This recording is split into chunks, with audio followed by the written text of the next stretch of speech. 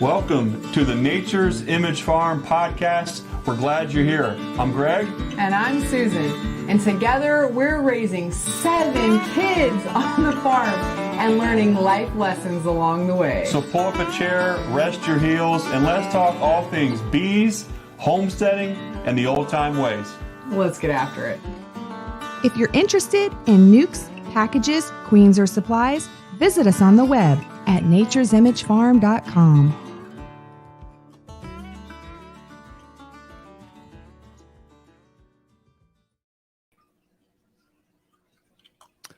Well, welcome back to another Stream Team Beekeeping Chat. If you're listening live tonight on the Nature's Image Farm YouTube channel, if you're checking it out later on a replay, or if you're listening through the Nature's Image Farm podcast, welcome. We're glad to have you here. Joined by our good pals Bruce Jenny at Bruce's Bees and Brian Coper at Castle Hives. Fellas, how's it going? And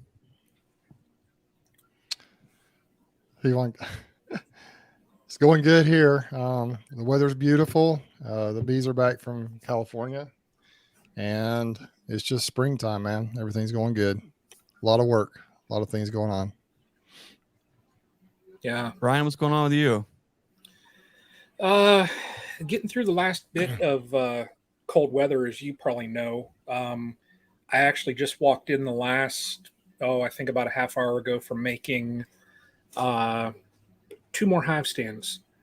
So I think I've got everything. I just got to secure some legs, and then I've got all the hive stands that I need for my splits that are going to be within the next, 5 or so days. So it's about to get fun, real fun. So, yeah. Cool. I know it's been getting pretty crazy around here early. We've been saying it. I know I feel like we're saying the same thing over and over and over again. That spring came early. It wasn't waiting around for anybody. And if you didn't see the signs, then you might just get left behind. See what I did there, Brian? I just made a rhyme. That was a good one. Well, that's what we've been seeing is just the plants, the pollen, the nectar was on. It's been on early. We've already made, oh my gosh, I couldn't even tell you how many splits, and we're just getting started. We just made about 80. I've got queen cells in everything off of our first round. Everything has just gone beautifully so far, and we're on track for probably to raise another 1,800 to 2,000 queen cells. So if it keeps up, It's going to be one heck of a year. And the weather has just been absolutely phenomenal. We've had drones out for a very long time, mature drones. The nutrition seems to be right on point. The health of the colonies coming out of the winter are stronger than we have ever seen. I'm sure we'll get into that a little bit, but it's split fever around here. It's just hold yourself back a little bit. Don't split them out as thin as you normally would want to. Just we've got a little different approach than we've had in years past, and I'm sure we'll get into that. But fellas, I thought maybe tonight we'd get in and talk about making successful splits, even get into the best and the worst ways to do that. Now, before we get going, we should preface this by saying, don't get your feelings hurt. We're not out here to pick at you, to hurt your heart, or if our experience is contrary to the experience that you've had, whether we feel like it's the best or worst way, we're just simply speaking to what has worked or not worked with our goals at our scale, working within our context. And maybe, gentlemen, before we get going, maybe let's just go around the room here again and just briefly for folks who are just now tuning in, so folks have a better understanding as to our perspectives and where we're coming from as we talk about splits. They'll have a good reference point as to where we're coming from. Brian, let's start with you, the hashtag closet sideliner. Brian, talk to us about who you are at Castle Hives, what you're doing within your apiary, and what your goals are for this year. Yep. So those that don't know me, my name is Brian. I run the Castle Hives YouTube. I am, of the three of us, I am on the lower end as far as number of colonies. I'm the hobbyist beekeeper located in Northeast Ohio, like an hour south of Lake Erie. So, we tend to have a little bit longer winters than, most, just because we get the lake effect snows and all that kind of stuff. Number of colonies, I went into the winter with 11 colonies. I lost just one, so happy about that. I actually thought I would lose more. This year, seems that I'm sitting at 10 colonies now. I think it probably is going to be like a hashtag Brian 20 or 22 is probably what I'm going to end up with this year. I'm set up to do 8 splits coming up, so that'll take me up to 18 colonies. And then I have 2 other queens coming in May, so that'll take me to 20. And then I have an order of queens, an undisclosed number of queens coming from you, Greg, after the solstice. So, that'll put me somewhere. But what keeps me grounded, and for those that don't know me and haven't seen any of my videos, I work a full-time job. So there's times where I'm away and I can't check my hives for a week or two. So that's what keeps me in the realm where I'm at, just simply because if I expand out to this number, like what everybody will hear that Bruce has even, I would not properly be able to manage them. So this year, by me going up to around 20, 22, whatever it'll be, it'll kind of push the limits. I've never had that number. I've never, to be honest, when I hit 11 was the most colonies I ever had.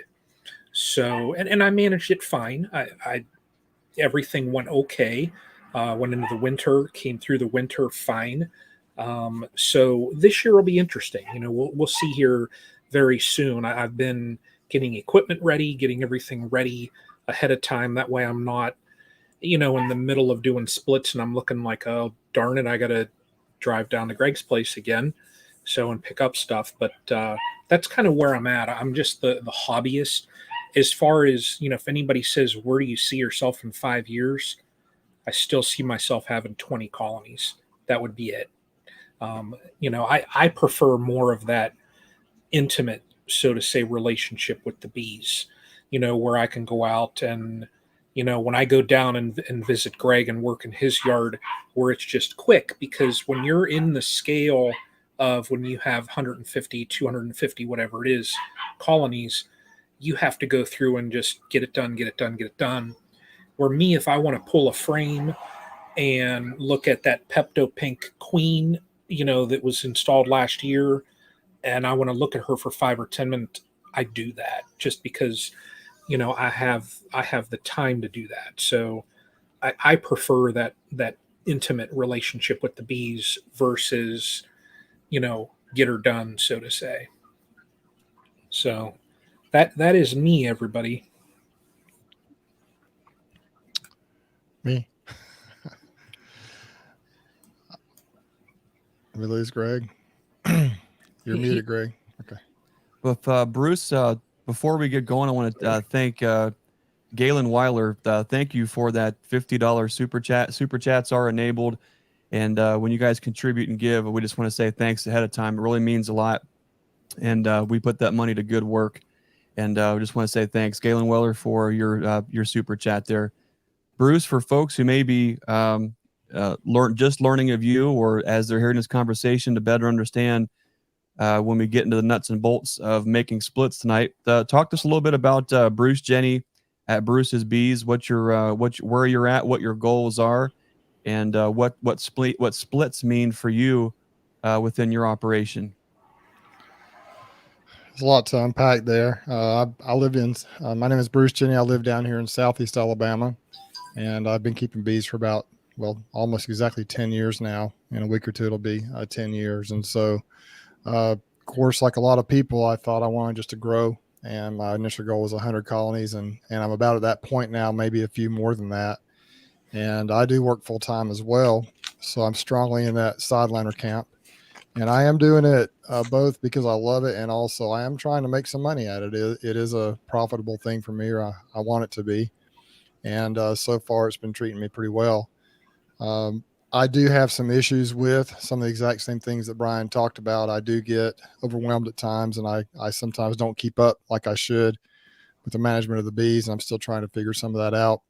One of my problems is that I do enjoy hanging out with the bees a little bit longer than I should sometimes, and I get kind of bogged down, and I'm working on becoming more efficient working the bees. And so that's one thing I'm really working on.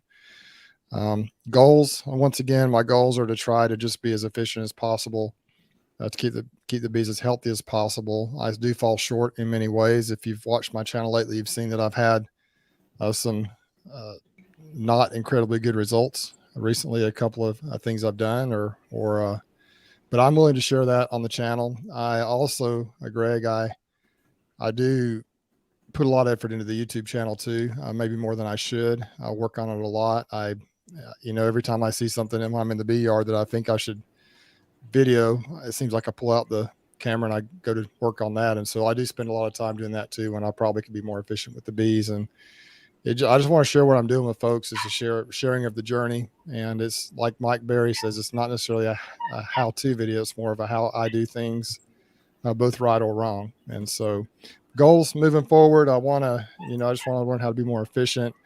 I think I'm at a pretty good number. I've got to get better at keep maintaining this number of colonies efficiently before I really think I can expand a whole lot. I have been up to about 150 or 160. Right now, I'm probably that 110 mark, maybe 120, something like that.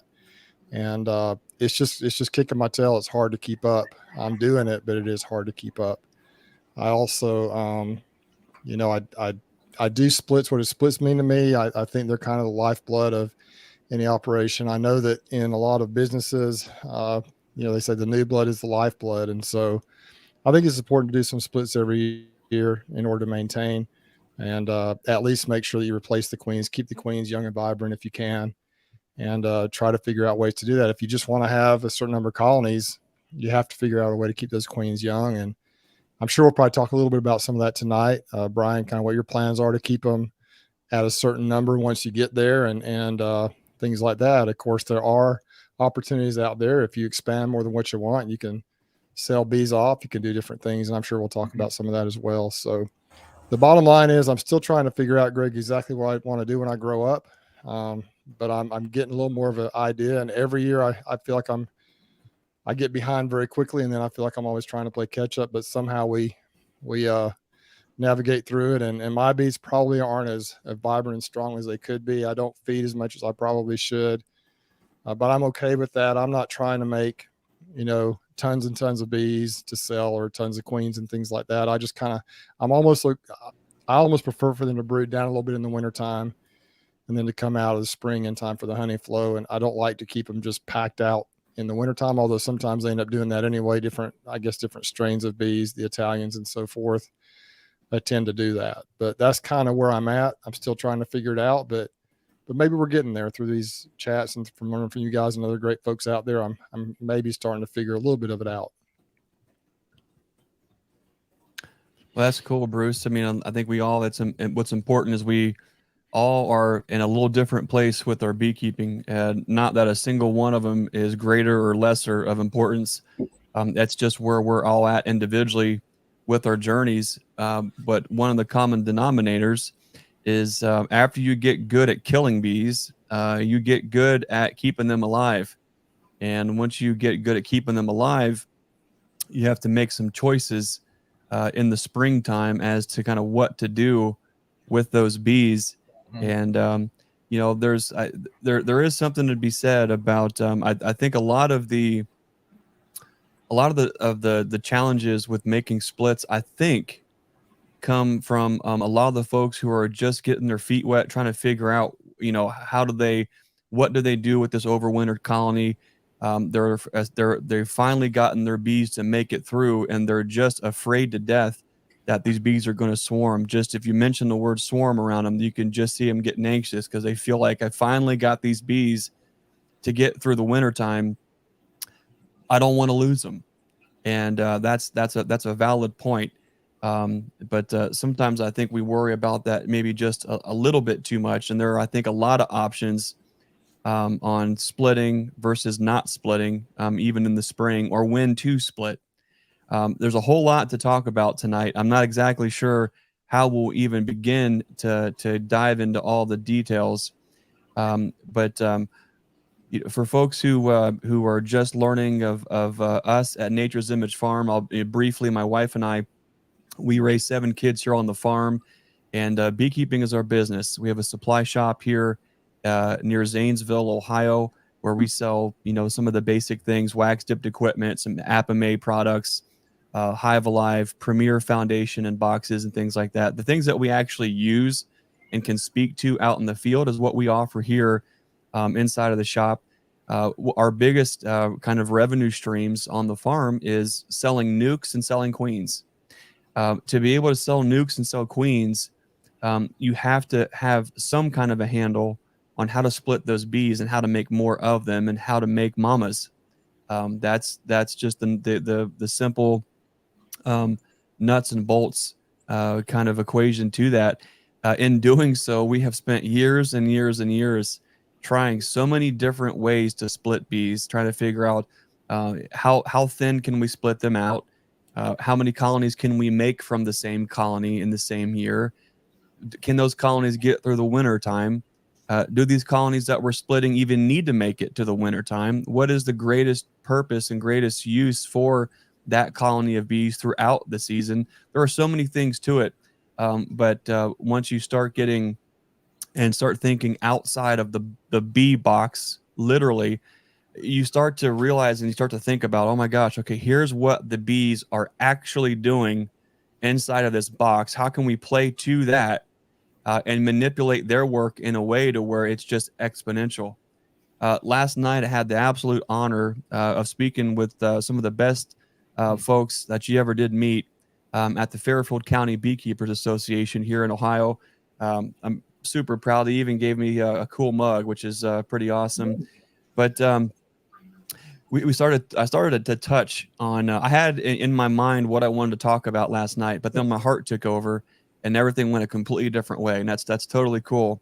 But we started to get into, I think, a lot of the things. I know Bruce and I are going to sit down and kind of dig into some of the finer details of splits and queen rearing and some of that nuance to all that. And last night I wanted to get into some of that too with with my presentation, but I did preface it and say, hey, me and Bruce Jenny are going to try to sit down and put something together.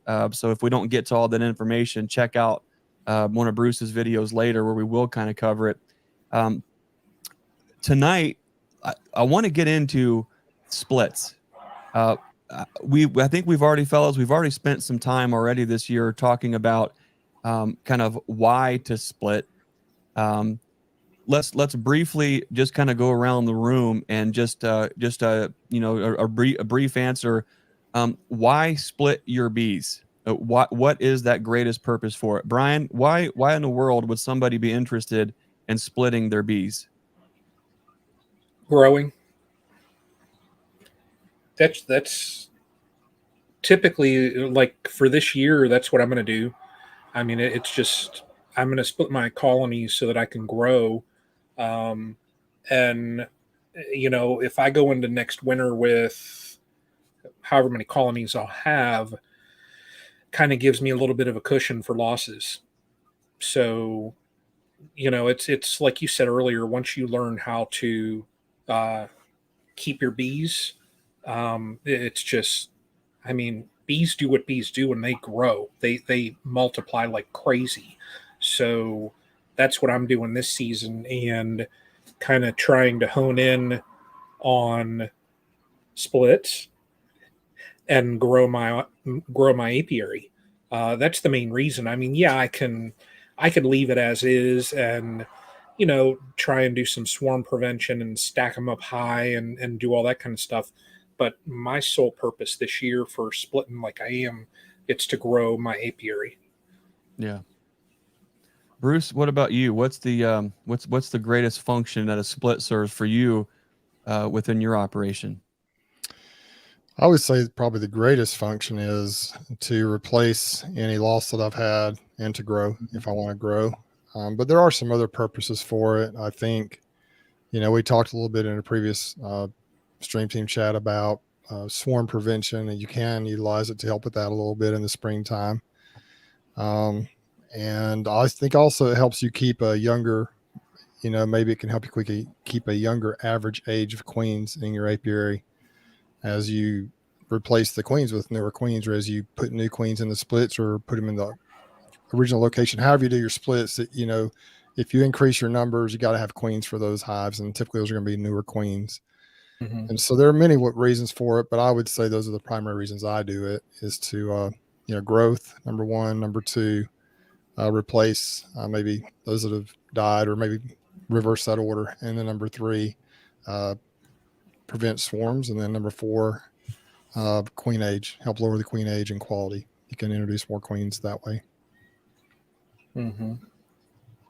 Yeah, there's well, I think we're going to find out tonight. There are so many different reasons why to split, and I think once you understand why to split, the when and the how is far easier. But if the first thing you're trying to learn is how to split, man, you might be choosing the wrong method for the wrong purpose at the wrong time of year, and you might find yourself in a situation where you have boxes of laying workers, where you have boxes that are dwindling, you have boxes full of hive beetles, or you have boxes with wax moth, or you have boxes with no bees, and you're expecting increase, or you're expecting growth, or you're trying to move something in a forward direction. So that's why I kind of wanted to talk a little bit about how a split is, what is the greatest function it serves within each operation. Before I speak to that, Brian, I'm going to thank you for the super chat, the donut fund for the learning yard, buddy. It's the learning yard is growing by leaps and bounds, and we need all the donut funds we can get. So looking forward to having you down at a learning yard here soon with donuts funded by you. I am entirely bummed out that I missed the other day, but that's a conversation for another time. Yeah, no, totally. Yeah, we missed you. We're looking forward to having you. Speaking of the learning yard, I got to shout out. Let's see if I can get him to come up here. Let's see.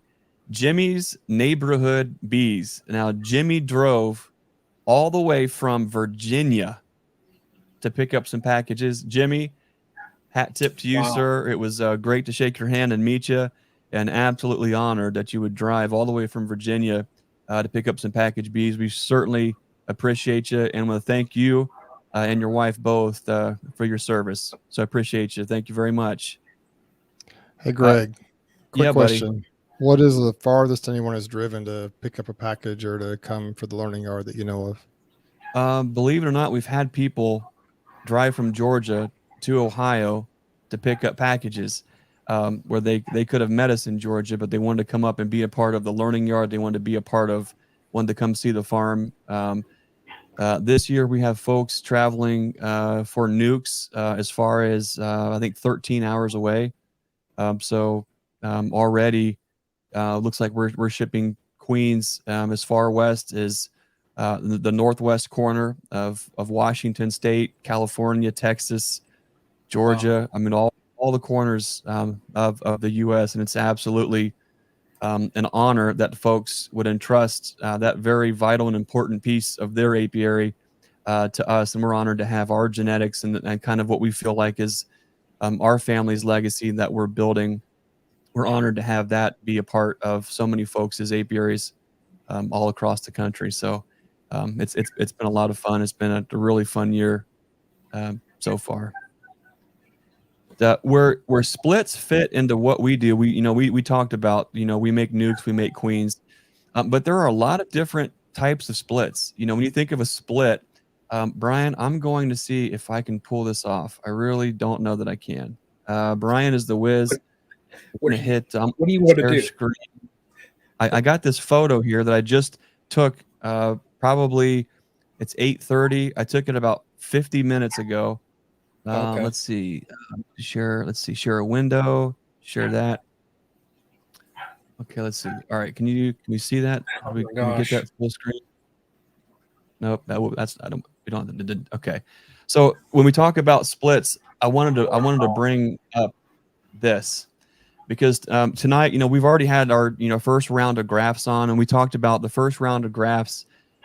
It was just on our heart that it had to be one of the lighthouse queens, one of the queens that made it through the storm, made it through the winter, and was just looking beautiful coming out of the spring. So our first round of graphs, we've already grafted from her, and those are looking fantastic, and those are out in splits right now.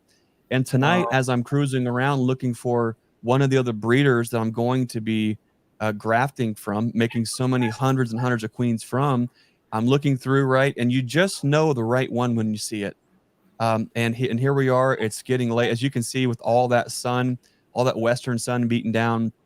When I took that photo, I wish I had a timestamp on there, but it was about probably just a little hair past 7 o'clock, maybe just at 7 p.m. tonight. And Bruce, you guys who are used to looking at full boxes of bees, to open up a lid at 7 o'clock in the evening, and that's what you see. Calm, chilled out, salt and pepper bees just looking up at you like, hey buddy, what's going on here? Why is our lid off? To me, it was just beautiful. I had the coloration of the bees that I was looking for, knowing exactly who the mama was. They're in doubles that are absolutely busting. As you can see, this was one of this was the first time I've cracked this lid open, because the Hive Alive patties are still, the empty fondant packs are still on there. Here are these bees that are looking vibrant, and they have a certain luster to them. They're chilled out, and they're busting at the seams.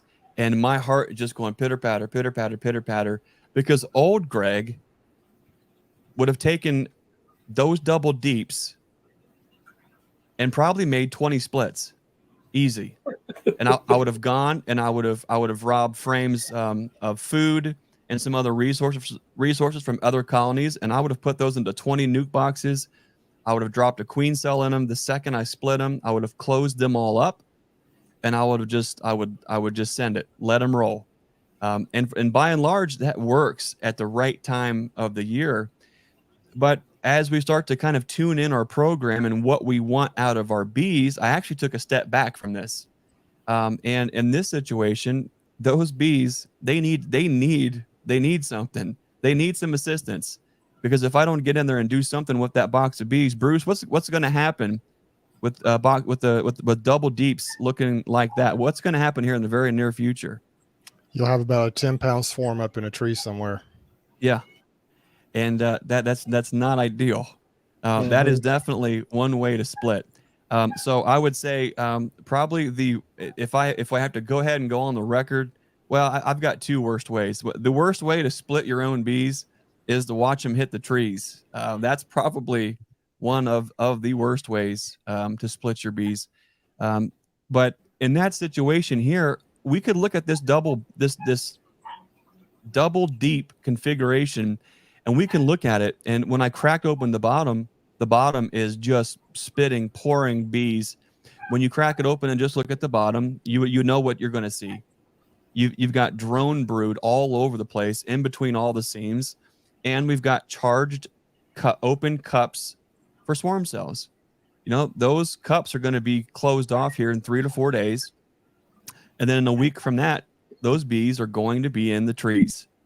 Why does that matter? Well, when we figure out why it is that we want to split those bees, the when becomes real easy. Why do we need to split these bees? Well, they're plumb out of room. What are our goals for these bees in this bee yard? Primarily is a brood and a drone factory.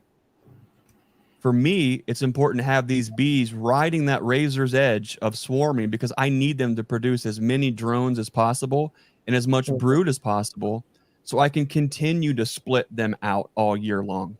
Now, I'm not going to go ahead and take my split now. I'm going to take my splits over the next 2 months. So what I'm going to do is use a colony like this, and rather than actually split the colony in half, rather than pull a 5-frame nuke out of this, what I choose to do is to charge up my mating nukes with mini boxes like this, where I literally go through and I'll pull a frame of sealed brood and all the bees that are on it, maybe even 2 of those, a frame of food, and some fresh frames, and I'll put those into a mating box, and those may go to another yard. They may stay in the same yard. If they stay in the same yard, I'm really focusing on having plenty of food in there and a lot of nurse bees that really aren't going to want to leave those combs. I'll go set those out even in the same yard, and on where when it's not getting too hot, I'll even leave them closed up for a couple days so that when I do open them up, they just want to kind of reorient to that spot. Now I've got a box that is ready to rock and roll to carry a cell. Now I can drop a capped queen cell right inside of this box, and then now it's a mating nuke. You can ride mating nukes like that for several months throughout the entire season, clear up until whatever your cutoff is for getting a nuke to overwinter, and we can just keep charging a box like that with a queen as long as you're not pulling that queen too soon. You drop a queen cell in that's capped, you let her get mated, you let her come back, right? And then once she is laying eggs and they start to seal those next 1 or 2 frames of bees again, now we have a proven, mature queen that we are proud to mark and put into a cage and ship across the country. And then the day that I pull her, I drop another queen cell right in her place, and they don't miss a beat. As that next queen is hatching within 2 days of dropping the cell, she's going to be mated and laying typically within about another 7 to 10 days. By the time that everything is now hatched inside of that mating nuke, everything that she's laying up now is getting capped and right back into this cycle where we end up being about 30 days is our 35 days is that continual cycle over and over and over again. So we're making the splits from something like this on a continual basis. We're taking small gains from here over a course of time rather than just splitting that box in half. You know, we could also pull, I could pull 4 nukes out of that thing easy, could pull 6 nukes out of that configuration with some fresh frames, drop queen cells, and have some beautiful looking colonies to be able to sell to folks. So there is so many different ways to go about it, but knowing why you need to split the bees dictates when and how. And so that I wanted to share that photo because, you know, right now I'm just, those kind of things really excite me. That when I get out there and we're in that grind mode and we see things like that, those create like these huge buffers within your system where as long as you've got 40 or 50 colonies that are looking like that all the time, it's almost like dipping a cup into a river, an endless river of bees. And you have exactly what you need to make up nukes, to make up mating nukes, and then to even have some for yourself for growth. So for us, our primary, our highest function for splits is to use to mate our queens and to make nukes. And that is one simple way that we do it. Now, there's a lot more detail to it, and there's a lot of other ways that we do it. But we just touched on one of what I think is the worst ways to split your bees. And that's to let them swarm and have to get a paint pole and a bucket and get them out of a tree. That's the hard way around it. Brian, what about you? What's one of the worst ways that you have found to split bees? I'll tell you, I've always taken the easy road. And that's shake them all down into, you know, because I always run double deeps. And I'll shake them all down into the lower and make sure my queen is in the lower and put a queen excluder and let all those nurse bees in that come back up. And then you can just pull that, you know, top deep off. And there you go. You got another colony. Let that go 2 days, check if there's any cups, and put a mated queen in. I've always done that, and it's like I've taken the easy road, and it works for me. So last year, I think for the queens I had 100% acceptance doing that. So I tend to not get like that crazy with splits. I like to keep things very simple and very easy. So I don't take a difficult road. You'll see those that know me, you'll see that I like things a little bit easy, and not to detour and go down a rabbit hole. But for me, even like overwintering that 7 frame nuke, because somebody gave me a queen late in the year, so I had to pull a split off. That made me nervous just because I like those massive boxes that are packed out with 100, 120 pounds, so that you have like a buffer, you have that cushion. But for me with splits, I like it very simple, very easy. So I don't know. I don't want any more gray hairs. Bruce, what about you? As you've tried a lot of different ways to split. I know you've tried some ways this year. What would you say has been the worst way to split bees that you've tried? That's difficult because the different methods I use, sometimes they work and sometimes they don't. I think the biggest mistakes I've made, particularly this year, the worst thing I did, I think I pulled a lot of the splits a little bit too early, or the timing wasn't right. I did have, I went into that big double deep and I split into four different hives on the same pallet back, actually, like I think it was on Valentine's Day. And they all got mated and they're doing well. There were some cells in each of those, if I remember correctly. But then just a couple of weeks later, I pulled some splits and we put cells in them, and they had a 50% about a 50% success rate, I think, or something like that. But the weather got crazy, and we had a cold snap in there. We had a lot of rain, hit or miss, and I just think the problem was, I think we had some of the queens just didn't get mated. I had, a lot of them ended up with drone layers. I feel like they were drone laying queens because there weren't multiple eggs in the cells, but all the brood turned out to be drones in a lot of those. And I did have a couple, I think, that were laying workers, but I just think the queens didn't get mated well is the bottom line. And it's because I think of the way I did it. I do think too, I try to use the new method I learned from Corey Stevens about you wait about a week and make sure you don't have it, and you break down all the cells before you put the queen cells in there. But actually, I think with cells, that might be a little bit too long in a way, because those nurse bees, everything's getting old by the time she gets mated a little bit. And so the ones that took are beautiful. They're doing incredibly well. And so it worked, but it's just, I think some of the queens didn't get back. I think they didn't get mated, or something happened with the mating process there. And it was better in like my Ozark location. I think I had a probably 75%, 80% success rate. In Slocum, it was probably about 50% or less. And at the farm in Newton, it was really bad. It was probably, it was really low. And so I don't know if the location, what that had to do with it, because the weather was the same everywhere. I really don't know what the difference was, but I just think timing is so important. And Ashby Miller, when I had did the interview with him a while back on the Intentional Beekeeping video podcast / playlist on my channel here, he was really trying to keep the bees in the boxes to wait a little while to do his splits, because he wanted to make sure that the timing is right. It was a little bit later in the year and there were plenty of drones everywhere. And he is just super careful to try to do that to make sure the queens get mated well. I think there's a lot of wisdom in that. And I think it sounds to me like you're doing kind of the same thing, Greg, up there. You're really just trying to make sure everything is prime and ready to go. So many people try to jump in early. I think that happens a lot down here in the South because the weather is so warm and it's just beautiful. And you feel like spring is here, when in reality, if you just wait 2 or 3 more weeks, lots of times you have a better success rate, I believe.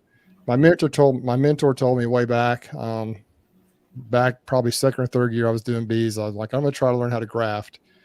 It was February. It was one of these Februarys where it's just beautiful. Every year here, it seems like that. It seems like spring's here in February. And so I went out there, I was trying to graft and everything. He's like, Bruce, just wait till April, wait a few weeks, just wait, and you'll have better success at the mating of the queens. And there is a lot of wisdom in that. If you really want to have success early down here, I think you have to feed, like you have to just really, you have to make sure they have plenty of food.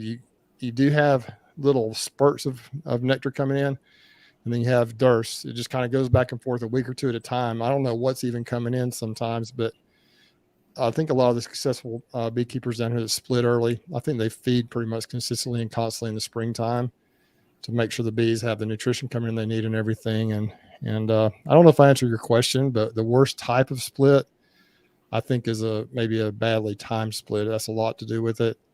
I do know people also talk about walkaway splits. I've done a lot of those. I've had a lot of success doing them, but you're going to have some queens out of that may not be very good. You'll have some good ones, but you may have to cull some of those, or you may have some weak ones.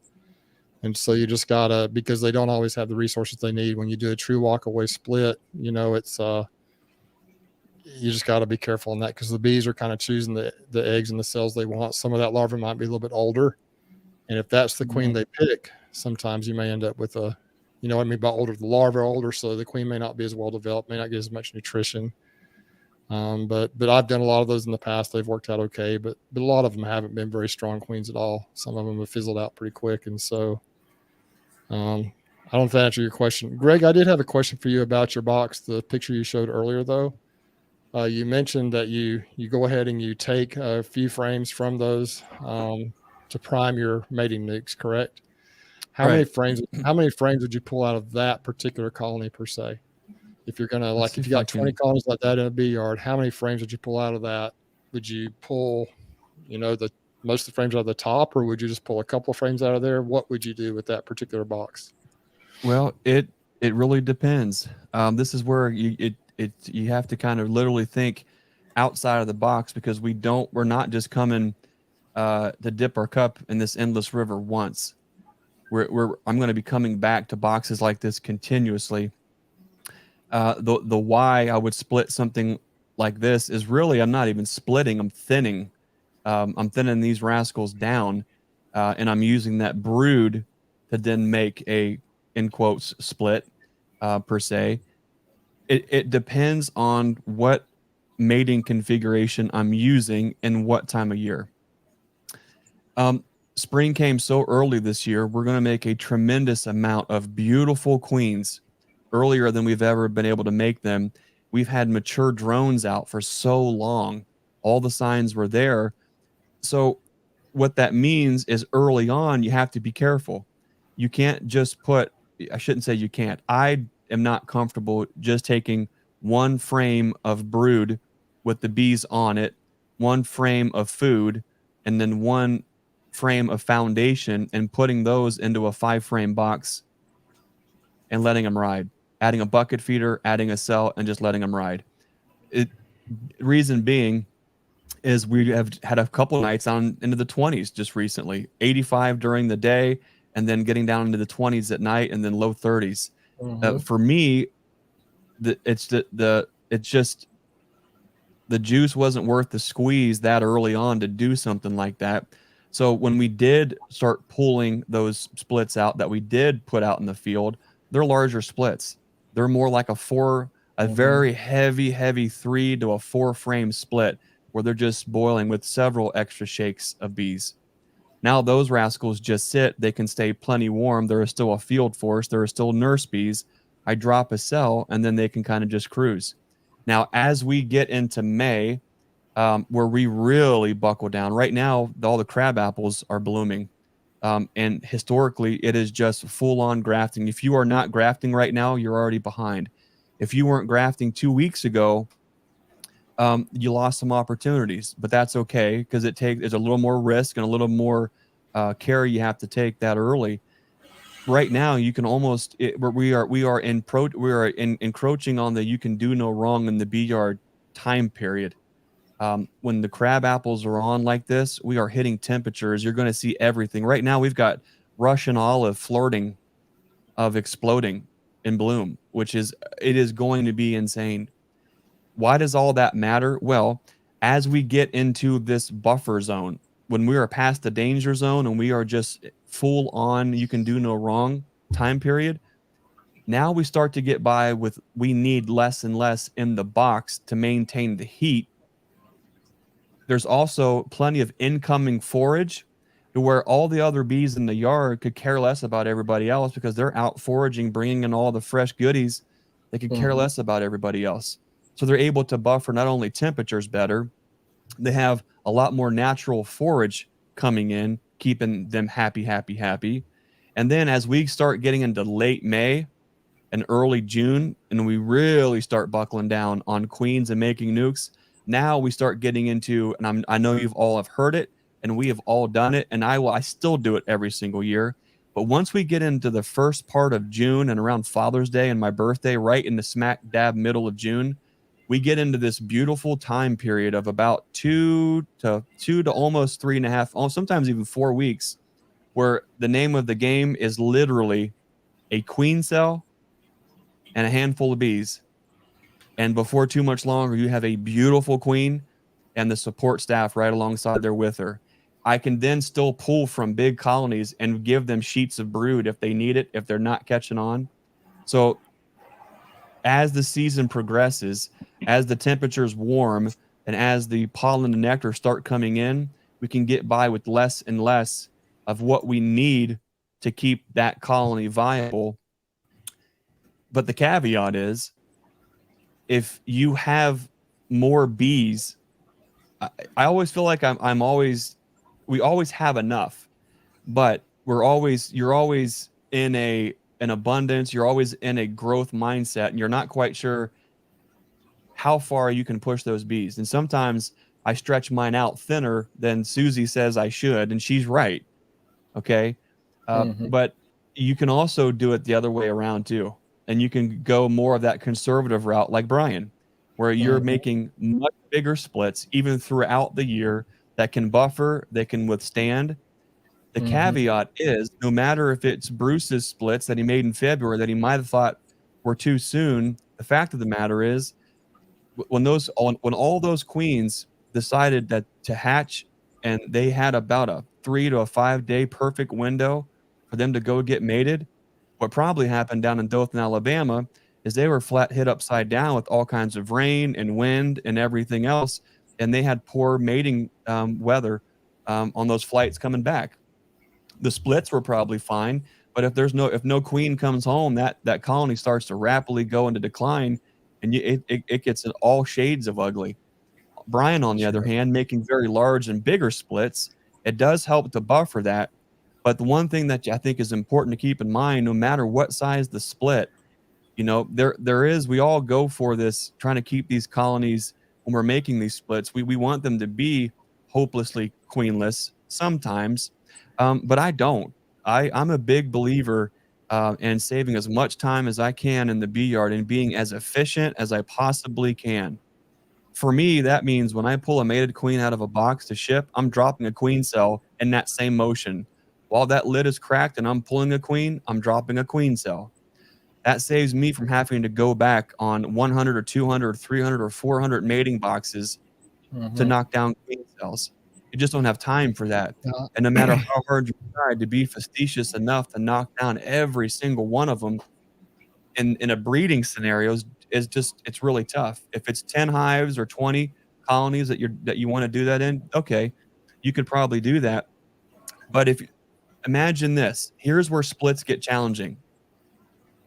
And let's do a hybrid here of Brian and Bruce. Let's say you do decide to allocate a significant amount of resources out of one of your production colonies to make that split. And let's just get crazy. Okay. I know not everyone does it, but let's just say someone is really timid about making the split, and they just take their doubles and they just go boop and they split them out. Right. And let's say they happen to get a queen cell, or they had a queen cell, and they figure out which one is queenless, and they drop a queen cell, or they let them make a queen. What happens when the weather turns sour, and as that queen's going out and getting during her prime mating time, we have a bad run of weather. We have storms. We have 3 or 4 days of rain all in a row. What happens when that queen doesn't come back, right? And we are so dead set, Brian, on, oh no, we made a split. I already split them. I can't put them back. We've got to have a split here. And you wait, and now you're at 7 days, no queen. Now you're at 10 days, no queen.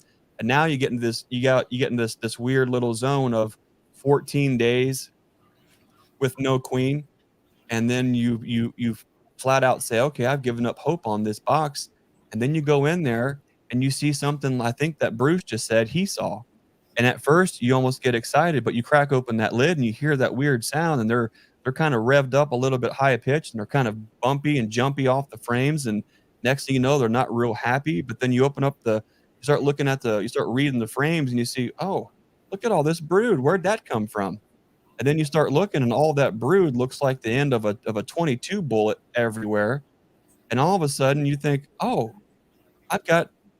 where did all these drones come from?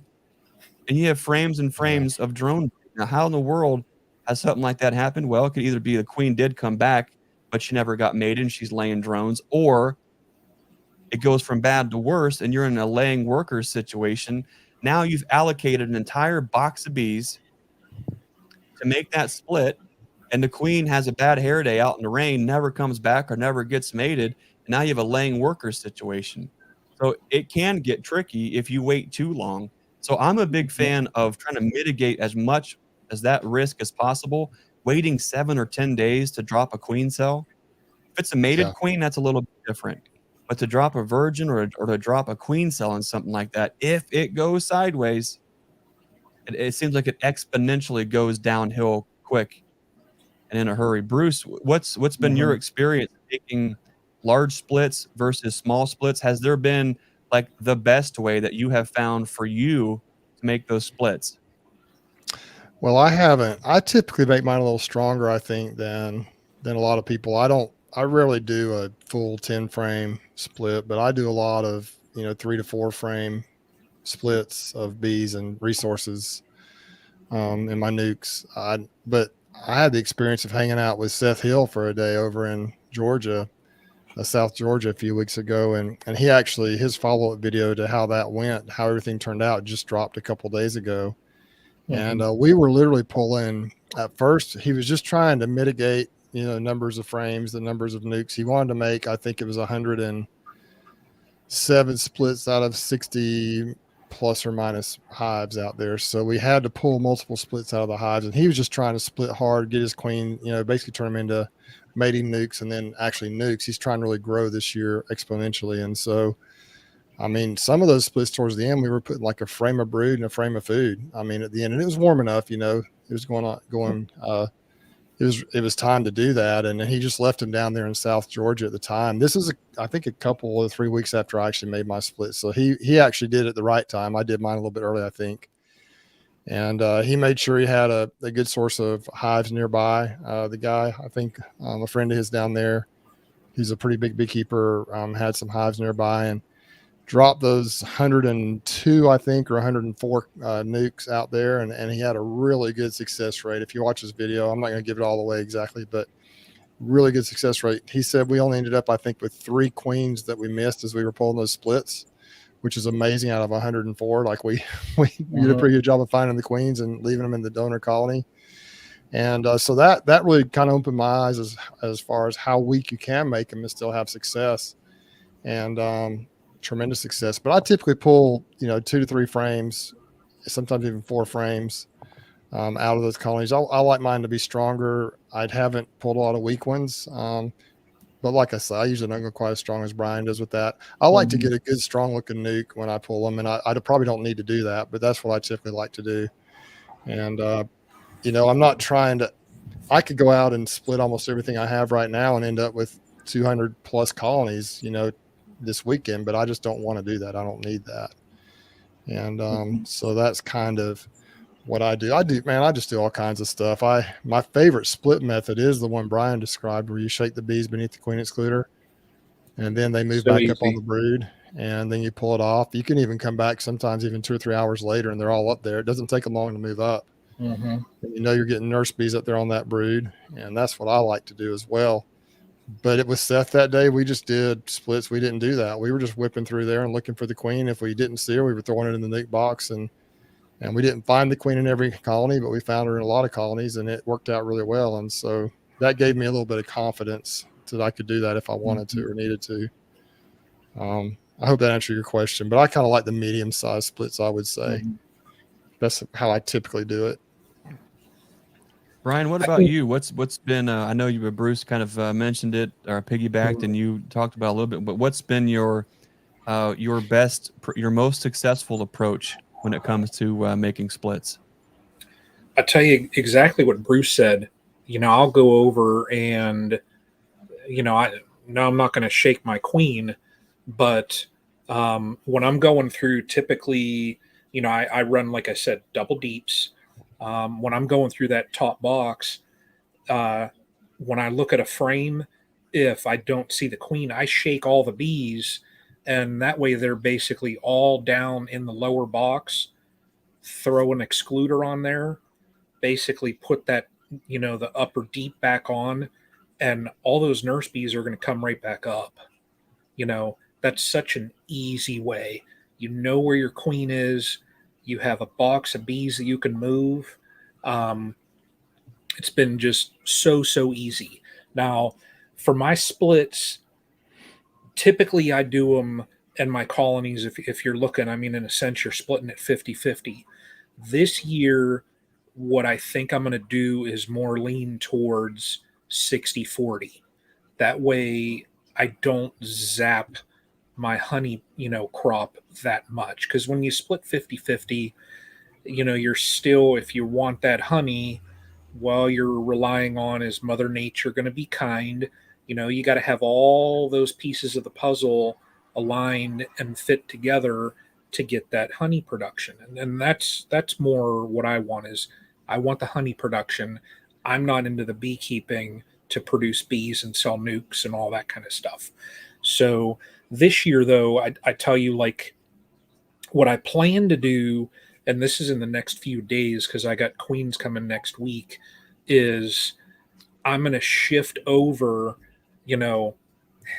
and this takes a little bit more work, but I'll shift over my queens. So I'll go through my colonies, pull my queens, that I have in there, and move them to a new box. And I'll probably, like I said, I'll probably go about 40%. So let's just say I find 10 frames of brood. I'm going to move 4 frames over with that queen, and then some frames of stores and everything else, and then I'll go back days later and check for cells. And this is where you have to, it's a little bit more time consuming, is because you got to make sure then when you're dropping queens, I typically work with mated. I've never worked with virgins, and I've never dropped cells. When you're putting in those mated queens, you got to make sure you go through that box with a fine tooth comb, because if you miss a cell somewhere, what's going to happen is that $40 that you spent, they're going to zap it. They are not going to accept that queen. So at my scale, I can easily do this and go through 8 colonies.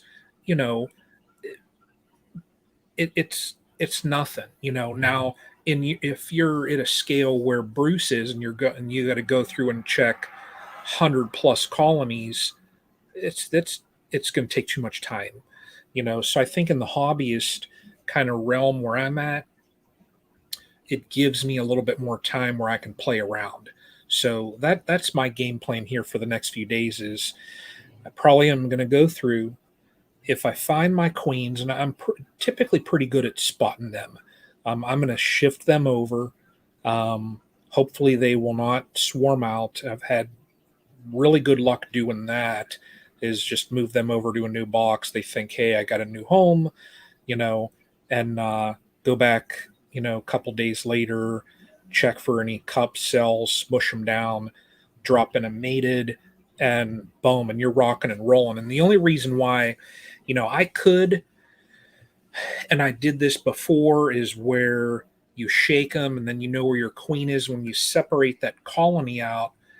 I have let them raise their own, and I'll make sure that they have fresh eggs. That way they can, select the proper, everything aligns right. You get good nutrition, everything like that. But where I found that it kind of zapped me a little bit as far as me wanting to get my honey production, if you're going to let that colony raise up a queen, how much time are you going to lose? Versus if you throw a mated queen in there, it's just you're rocking and rolling very fast. And, also when you're going to let them raise their own, like what Bruce said, you might get into a weather situation, and we all know in Ohio, it stays perfectly sunny every day of the year. So we could get into a situation where, yeah, I do my splits and then my queens don't mate. Or like the one year we had such a dragonfly problem that I think I maybe only had a third of my queens come back because we had so many dragonflies around my area that they were just picking off the bees left and right.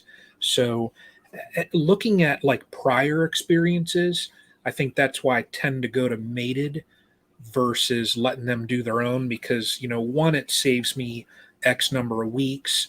Two, well, I don't have to worry about what Mother Nature's doing or if there's any other, problems with dragonflies or any type of situation like that going on. I'll just drop them in and it's boom, and I've had good luck doing that.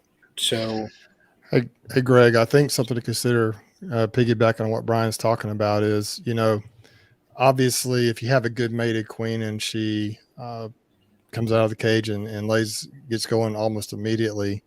I will say though, that if you're making a lot of splits financially, economically, cells are the way to go.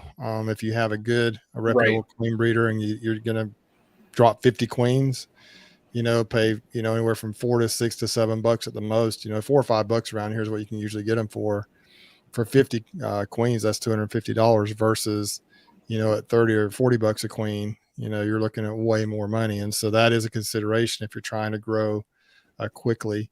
I think another advantage to doing splits with cells or even virgins is that if you want to take a strong genetic line that you want to introduce and mix it with the local bees, that's another reason to do that, to kind of work on some genetics a little bit. Of course, if you want specific genetics, the mated queen is the way to go. If you want to bring in an outside queen and you're looking for those genetics, like for example, Greg, when we brought your queens in last year, hope to get some more maybe later this year.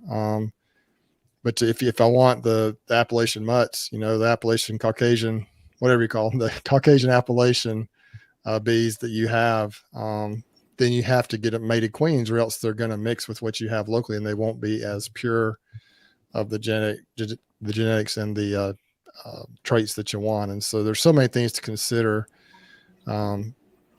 That's just a couple of extra thoughts that I thought I'd add in there when you're talking about queens. The queen is the lifeblood of the hive, of the colony. And so, I think you have a little bit more, and Greg, correct me if I'm wrong, you have a little bit more flexibility if you put a mated queen in there, because if she comes out of the cage and if she starts laying before long, that is going to be her colony, and those bees are going to act the way that her genetics are going to act. And so if you can get her out, get her laying, and get her through that initial couple of weeks and get some of that new brood emerging, then that colony becomes an entirely different beast, whatever it is that her genetics are. And so that is the best way, I think, to assure success if you're trying to, if you're looking for specific things with your bees. The other thing, Brian, you mentioned about honey and splits, that is a definite consideration. Down here in the South, if you do some reasonably early splits and you make them fairly strong, a lot of these splits we make down here will make a fair amount of honey. And if you do strong splits, like if you take a double deep and make it into two singles, it's almost like they don't skip a beat. It's kind of crazy. Like these bees will swarm, and sometimes it'll be a decent sized swarm, and sometimes I can't figure out which hive even swarm because they seem to just rebound so fast. If I don't witness that swarm and get in right away, and that brood emerges, sometimes you can't even hardly tell which hives even swarmed. And so down here, they just build up, kind of like Greg in that peak time you're talking about. I think they can rebound so fast. But those are all things. If you split that huge colony Greg had into 12 colonies, obviously they're not going to get a lot of honey off of those. But if you just take it into two, if you were to take that thing and split it into two big, strong colonies packed with bees, I think those would make almost as much honey, maybe even more, the two of them than the one hive would. I don't know if that's true or not, but I think that they would produce a lot of honey between those two. Oh yeah. There's a lot there, and I think there's so many things that I do want to cover, and so I appreciate your guys' thoughts on that. This goes so many different ways. An open cell, a 2-day cell versus just a cap cell versus a cell that is ripe and ready to hatch versus a virgin queen versus a mated queen. We could have an entire episode chasing all of those, the nuance there. Whether you look at your colonies as an asset or not, whether you accept it or not, and whether you appreciate it or not, bees are in an abundance. They're a resource they always are wanting to move forward. And if we can play to that, they can exponentially keep going. The things that we're doing and meddling and manipulating and the things that we're doing, we're creating massive speed bumps right along the way. And sometimes those speed bumps are pretty intense. And not only is it going to shake the bees off the frames at the bottom of the box, but we're going to start losing bees the longer that time gets away from those manipulations. There's several things here to kind of unpack. If you are a big fan of walkaway splits, we still love you. We really do. We're not here to beat you up. We're not here to tell you what you're doing wrong. But I want to paint a picture here of a walkaway split and what that actually is, and when it maybe isn't appropriate. I know Bruce and I think we're going to uncover when Bruce and I get together and we talk about queens and mating and things in a little bit more detail. When him and I get together on that talk, I think a lot of this will make more sense. But I coming from, what part of the country are you in? How long is your beekeeping season? I can tell you without a shadow of a doubt that here in Ohio, it's not long enough. I feel very often that, man, I am cutting our business short by operating out of Ohio because we're late and we're early to close up shop. That's just what it is. Our bees stay in Ohio, so we're working within those constraints. We can't afford. I cannot afford a 7-day lull with any colony trying to have beekeeping as a business. I am all everything full. So what I want you to picture is a walkaway split. Let's see if I can get this rascal back up. Let's say we take this box right here, this double deep that's absolutely busting, and we do a walkaway split. Let's just say we split that box in half, and we're looking at a four-way void on one of those pallets, and I just move the box over, right? And I walk away from it, and I let them figure it out. Can we do that? Sure. Will they make a queen? They probably will. How long will it take them to actually go through the entire process of recognizing that they're queenless, starting to make the queen cell, capping the queen cell, having a queen cell emerge, having that queen go on a mating flight, have that mating flight, have her come back, start to mature, start to lay, and then how long is it going to take before her first eggs are now capped off and are hatching? Okay, that versus a cell versus a mated queen. Well, if I split tonight, if I just split that colony in half, fellas, how long does it take those bees to recognize? We actually talked about this last night with the Fairfield County folks. How long does it take that colony, if we just split that box, just move it on a pallet done before too? I just take it off and I just set it down on that empty spot. How long does it take the queenless box to recognize that they're queenless? I think it's pretty quick, man. You hear them start roaring pretty fast within just I mean, I don't know if it's a trick question or not, but I think very quickly, usually within sometimes within a few minutes up to an hour or so, they start roaring. So I've heard them do that pretty quickly. I'm not sure what your experience has been, but that's Brian. what Is there Brian, you're working on your what is the master beekeeper? Yeah. Is there have you came across that in your curriculum yet? Is there a University of Florida says this long it takes? I have not seen that yet. Okay. And there's somebody on there, Jay says 20 minutes. I know it is very fast. They will identify that very fast. So I guess the question is, once they identified, when do they actually start and go fixing it, like working on it? They may know that they don't have a queen, but when do they actually start Yeah. like feeding those cells and actually picking out which cells they're going to make or which larvae they're going to make into queen cells. How long does that take? I think they recognize it pretty fast, Yeah. but then there's a process that has to take place before they can actually start drawing those queen cells out. If we are taking this colony, right, I could that you know what that colony that we're looking at does a beautiful job of? A starter finisher, right? And let's say Yes, I were to absolutely. put that colony in that situation, and let's say I've got the queen. I find the queen, I put her in that top box, I put a double screen board in between there, so everything in the top box along with the queen is they now have an entrance on the back or the side of the box. They're flying out. They're going back home into that bottom entrance that they're normally used to. 24 hours, I'm coming back and throwing grafts in that rascal. And you know what they're doing? They're going to town immediately. Within 24 hours, they are automatically going to town on a cell frame or a frame of 45 grafts. Right? They're going bonkers on it. But if we back up to the day before, if we were just making that walkaway split and I take that box and I set it on the pallet next to me or the hive stand, and I put a pretty healthy puff of smoke between them, how long does it take those bees to recognize they're queenless? Seconds. It takes seconds. So. One of the secrets that we teach folks how to find the queen and which box that they're in without digging through the box is to just set one box off to the side, put a puff of smoke right between, and just listen. Where mom is at, they're calm, cool, collected, humming right along. And where she's not, they start talking. They start getting loud, and you can hear, okay, well, that one's queenless. So it takes them seconds to recognize they're queenless. And in a setting up a cell starter situation, within 24 hours, you're making beautiful cells, and they're going like gangbusters. So let's take what we actually know from grafting, that within 24 hours of being queenless, they're already starting the replacements. So we make that split, and we give them 1 day to start making the cells. We're now looking at 16 more days before mama hatches, right?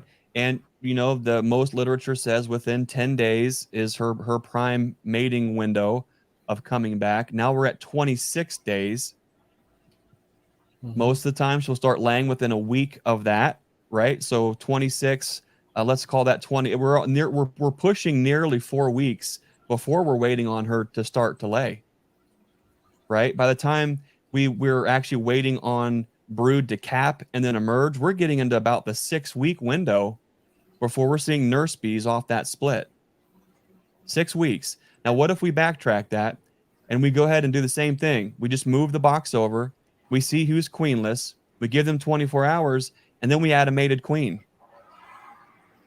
3 to 4 days, she's out of the cage, laying within probably that same week.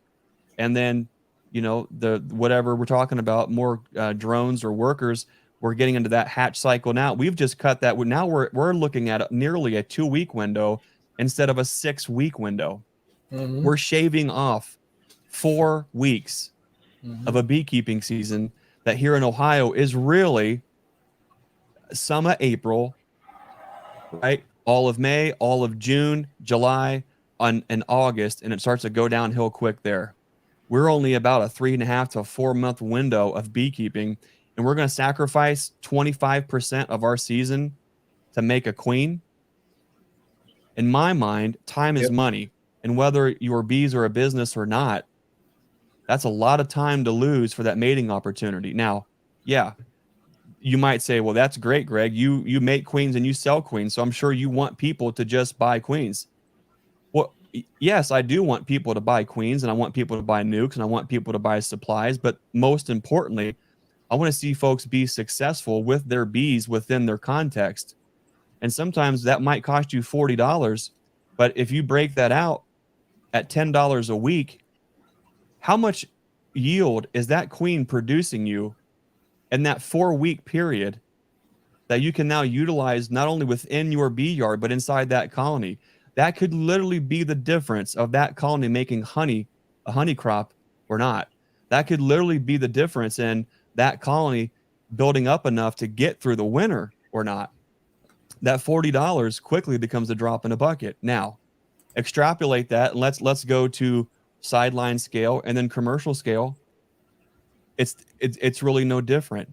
There are folks that we absolutely love and respect that we all know in this YouTube beekeeping sphere that buys queens early from Florida, hundreds, to make all the nukes and splits at the first of the year to cash flow to get those nukes out the door, and then starts buckling down and making all of their queens and their increase and their growth when the timing and everything else is right for them to do so within their operation.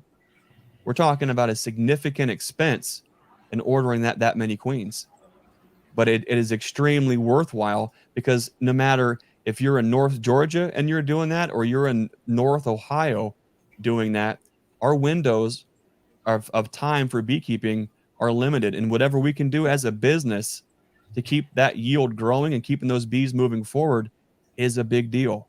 No matter which way you cut it, if you're in up north in Ohio, or you're in South Florida, if you do a walkaway split, you're literally just 4 weeks at a time. Now you could argue, well, maybe that's a good thing. Maybe now my bees are broodless and I can treat them with oxalic acid and they're clean. 100%. You totally can. All I wanted to do by talking that through is explain that you would be far further ahead by queen or a queen cell. Even a queen cell is going to buy you 16 days.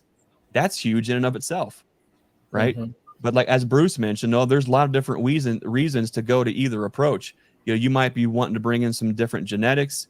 You might be trying to do something a little bit different in different out yards. You might have different genetics in different out yards. So there is a time and a place for absolutely everything.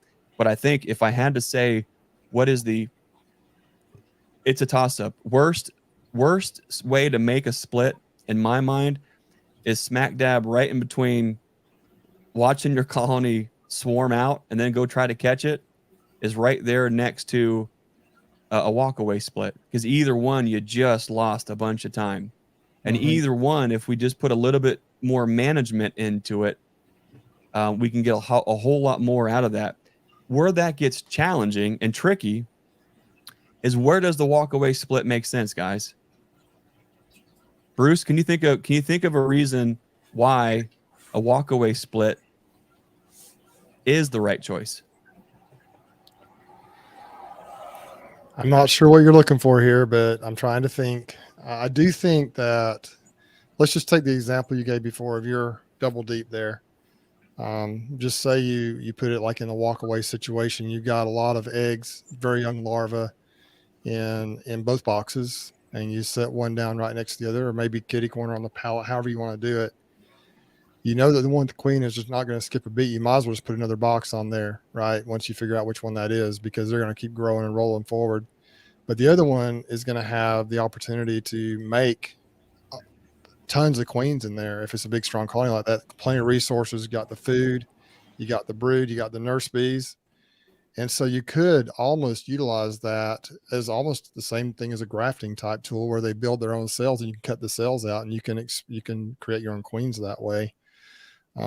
Theoretically, the reality is even when you're grafting, the bees are making emergency queen cells. You just determine which cells they make, and the other way the bees determine it. But I think if you have plenty of 1 to 2 day old, eggs, or 1 to 2 day old larvae in there, they'll typically choose those. I think they will. Or you can even go back in later and determine, the ones they cap first, you can destroy some of those, knowing that they were the older larvae that they started to develop, and then you can keep the ones that cap last as the younger larvae. And there's all kinds of ways you could do that. So that's one situation where I would think, if you're just trying to make queens, it's just a way to not have to graft. You kind of force them to make the queen cells, and you can cut them out. That's one thing. That's almost like the on the spot split type methods and things like that. Keith was on here earlier. Keith Spillman was talking about how he made some walkaway splits, but make sure they have plenty of resources. And that's key if you're going to do that. That's one thing, but I'm not really sure what you're looking for. Is that what you're looking for, Greg, or were you just looking for an answer? I think that Bruce, I'm just looking to see what, to talk it through. Where does that make sense? Mike Berry commented here and says he just mentioned the same thing in a queen timing in a video he shot that he gained almost 3 weeks by using cells instead of walkaways. Mhm. There's always more than one way to pluck the chicken. It's a matter of knowing how you're going to eat it dictates how you go about. I've got something I wanted to add to that, but first, Brian, in your mind, when would a walkaway split uh, be the appropriate way, do you think, to go about splitting your bees? Gosh. I mean, I got to think. I see a comment there from Tyler about Varroa for Varroa purposes, and I mean, Kenneth. yeah, I mean, you could have that because you get that brood break in there.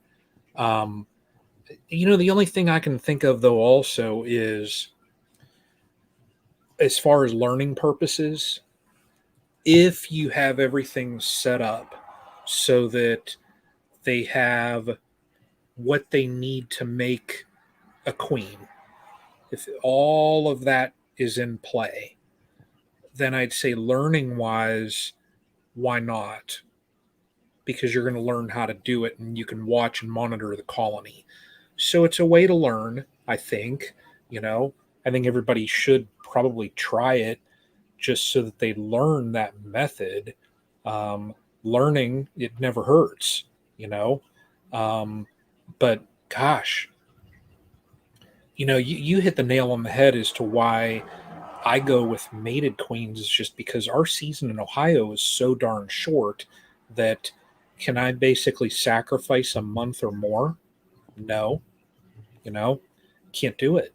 So, man, I don't know. I don't know, Greg. It's not a trick question. I Greg, promise. Greg, tell I'm us, honestly Yeah, just tell us, asking. give us. give us the answer, Greg. What are you Yeah, thinking what, there? what do There you? there are obviously different I've got some. concepts, but what are your thoughts? First, I want to thank Lisa, Grammy's midwife, Suburban Homestead. She says, y'all just keep me motivated to make a plan for my next hive dive. Thank you for that super chat. Lisa, I don't know if I can. If not, I guess it's better to ask for forgiveness than for permission. So Lisa might be visiting the learning yard at Nature's Image Farm here in the next coming weeks, and looking forward to getting with her and getting those details firmed up. But Bruce, just jump in the back seat, come up with her. I mean, it's just You a know, trip up, just a little windshield time. I plan to be up there one of these So weekends too, Lisa, thank you Greg. for that super chat. Yep. if Lisa can make it to Ohio and come up to a learning yard, I mean, come on, Bruce. I'm Come planning on, on it, Bruce. guys. You just gotta Look, we just she's gotta even going to pick a find weekend. she's going to find a donut shop so Yep. she can bring us some donuts here in 3 weeks. She can stop Man. by the Donut King in Eufaula, Alabama, and pick you up some of those and bring them up there. A Those are lot the of folks, best. I think they might say, well, maybe queens aren't readily available, or I don't have access to queens, or queens are expensive. And Yeah. I'm not discounting any of your thoughts or experiences on that. Joy Walkinspaw, or her why she makes splits is because Brian won a queen from Greg at last night's bee club meeting. There, when some folks don't have access to queens, I guess you're not going to the right bee club meeting. I felt like Oprah last night. It was just you get a queen and you get a queen. It was pretty cool. Nice. We had fun with that. And then Ice Mountain Honey says he doesn't want to split, or she doesn't want to split. I'm not sure. Ice Mountain Honey doesn't want to split, but they don't want them to swarm. Help! I don't want more hives. How do I manage it? Looks like I lost my video. It's probably better off. But so that too, and Mike Conley also chimes in here. As Greg, I hope you talk about queen cell builders you started just a couple weeks ago, and I swear I am not. I'm not teasing you with that, and I think now might be a good time to go ahead and this is where I think ways make a lot of sense. And there's also a question here from Stan, and we'll get to that too. I don't think my video is going to come back on, but that's probably okay. You can hear, you won't be able to see me laughing at myself for saying this, so sorry about that. There you are. Nope. Looks like the GoPro. We had your video, but not your audio there for a minute. Okay. Do you have the audio? We do have the audio, yes. Now. Okay. I'm gonna try to shut this thing down and keep that going. I'm gonna stick with the audio here. Just give me 1 second here. I think walk away splits, you know, it's one of those love-hate relationships. And Russell Koopman, I could not agree with you more. Greg never looked better. You know, he's not wrong there. Okay, let's see if it well. Greg, Oh, you just okay. need that show enough avatar. I was thinking the same thing. Yeah, wouldn't that be? There it is. Okay. Not that you need my face, because I think my word's like 8 seconds behind anyways. So when here it is, Brian. When is a walkaway split appropriate?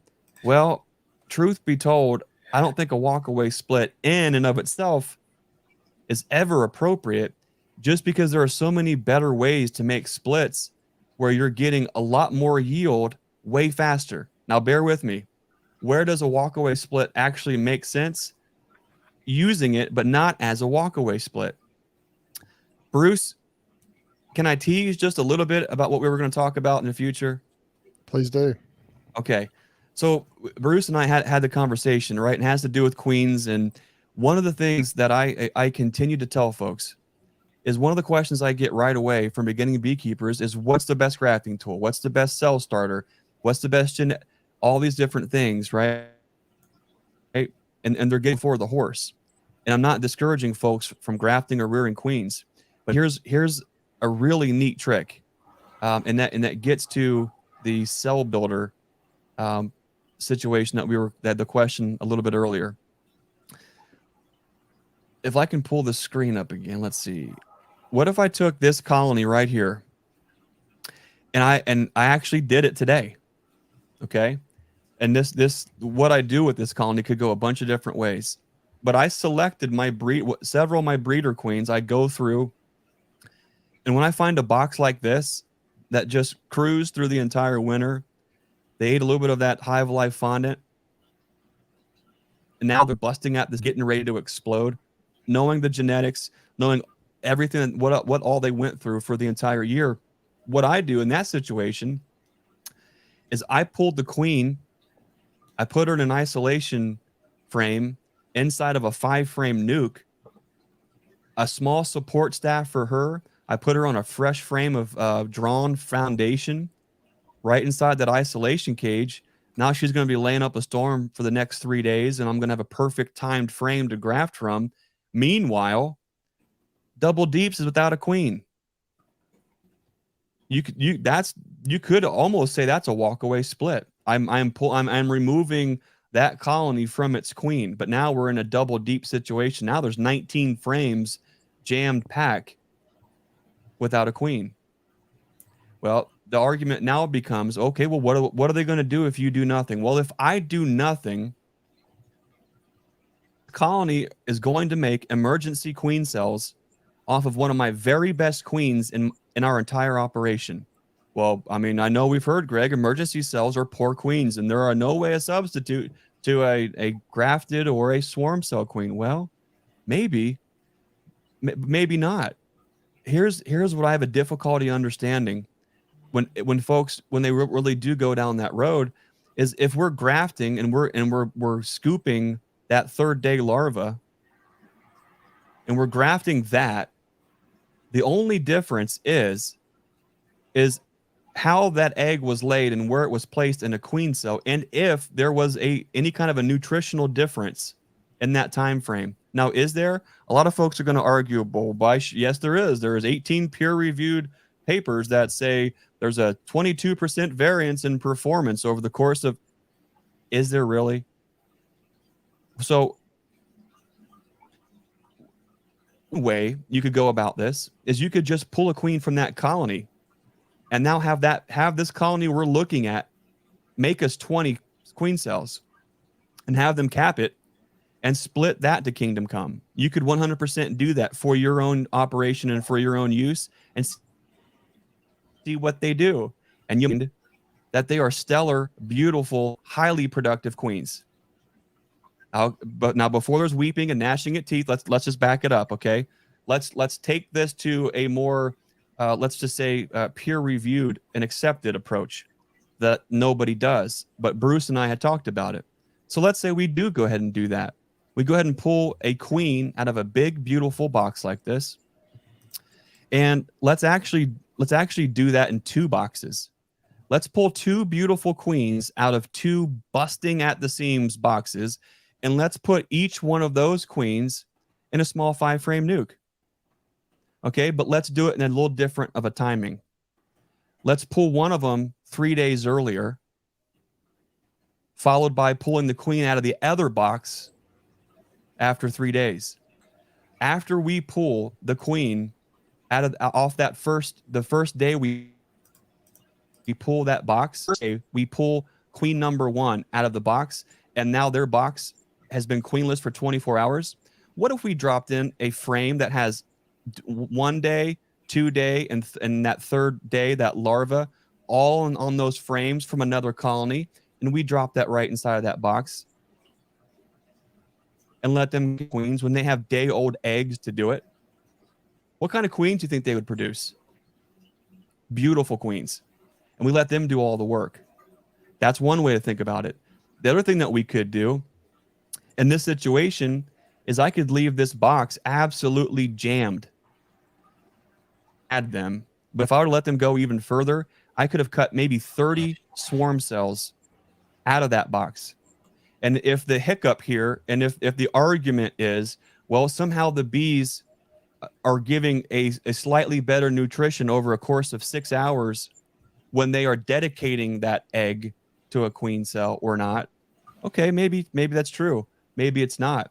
But I would almost say if you're running these bees for honey or your own production and they're not queens for sale, I'm just going to throw this out there. I want you to try it. And I'm going to nearly guarantee you that you probably won't ever see a quality difference or a performance difference. And the reason I say that is we did that for years and years and years. We always gave everybody our best queens, and what was left was what we kept building from and building from and building from. And what we found is a super resilient attribute that those bees had. So about this, there are so many different ways to make queens and to utilize queen cells. So where is the walkaway split appropriate? Well, I think it's okay to go ahead and make a huge split, to take a box and put it off to the side. But to walk away from it and to wait 4.5 weeks, 5 weeks before we have nurse bees hatching out of there, man, I don't know if I'm a big fan of that. But letting the bees do all the work first, just take one of those boxes, let them crowd them out until they have swarm cells, and cut every single one of those swarm cells out. Add that walkaway, split that thing to kingdom come in 2 or 3 framers into little mating boxes all throughout the yard, and then drop those swarm cells in all those boxes.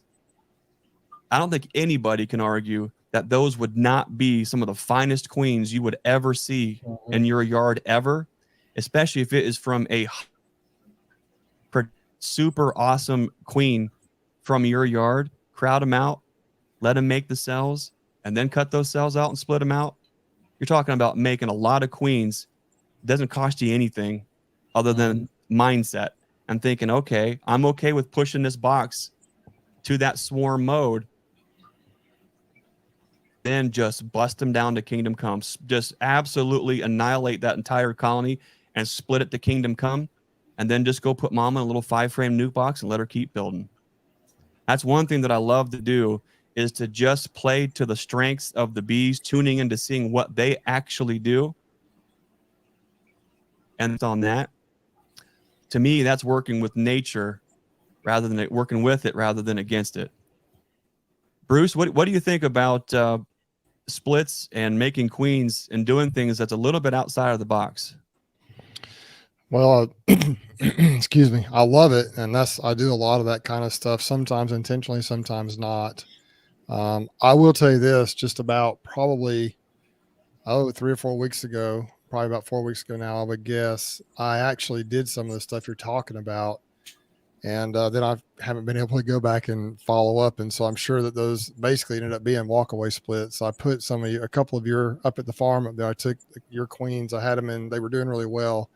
Had them in double deep nukes, and they were busting at the seams. And I'm like, well, I need to do something here. And instead of just throwing them in bigger boxes, I pulled the nuke, the 5 frames that had the queen in it, and set her off to the side, and kind of set those what was left with the opportunity to make new queen cells, with the idea that I was going to use those queen cells as for splits and so forth. And I just never, so I probably wasted a bunch of opportunity there. I just haven't had a chance to get back up there and cut those cells out. By now, they've already, it turned into a walk-away split. So I was going to get up there the last couple of weeks and just never made it. And so, but I had the idea in mind to do pretty much what you're describing there.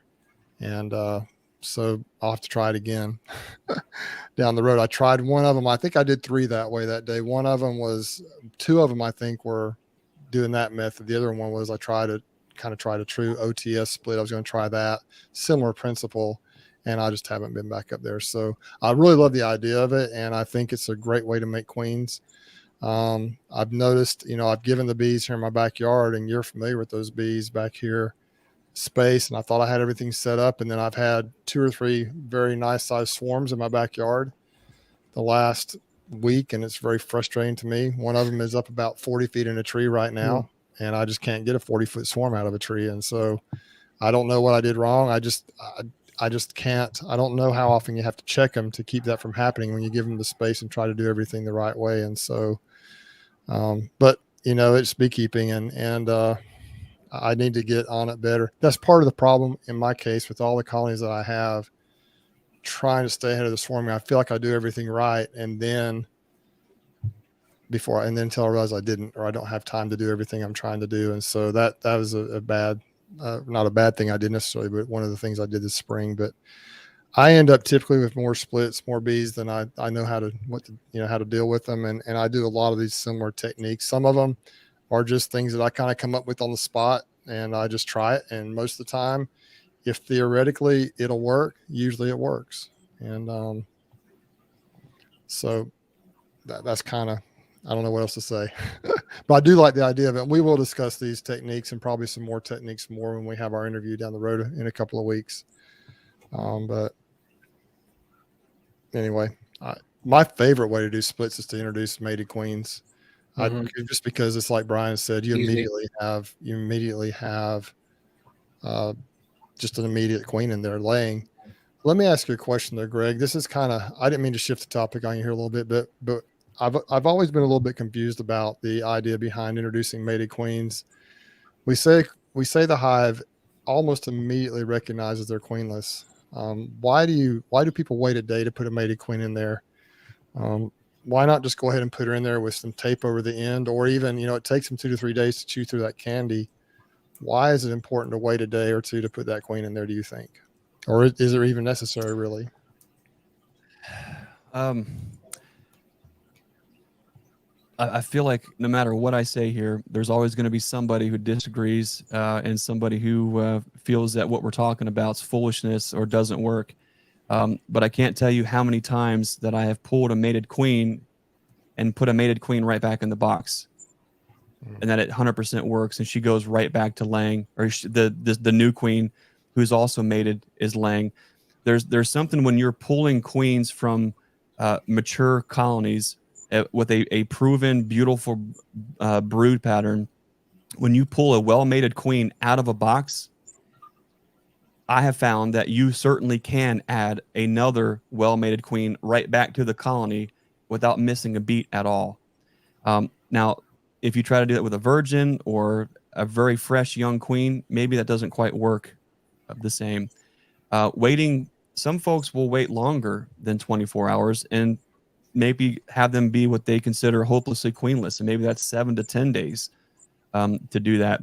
I have found that if I do, primarily when I am waiting to introduce that queen, a lot of that has to do with me actually moving the bees, making that split. For me, I think one of the most fail-proof ways that I've ever used is, especially like if you take a split this time of year, we've already made a bunch. You let that 5-frame deep grow out into where you're adding now a second 5-frame deep on top. Both 5-frame deeps are now jamming. Mama's in there at that time. She's probably in the top box now laying.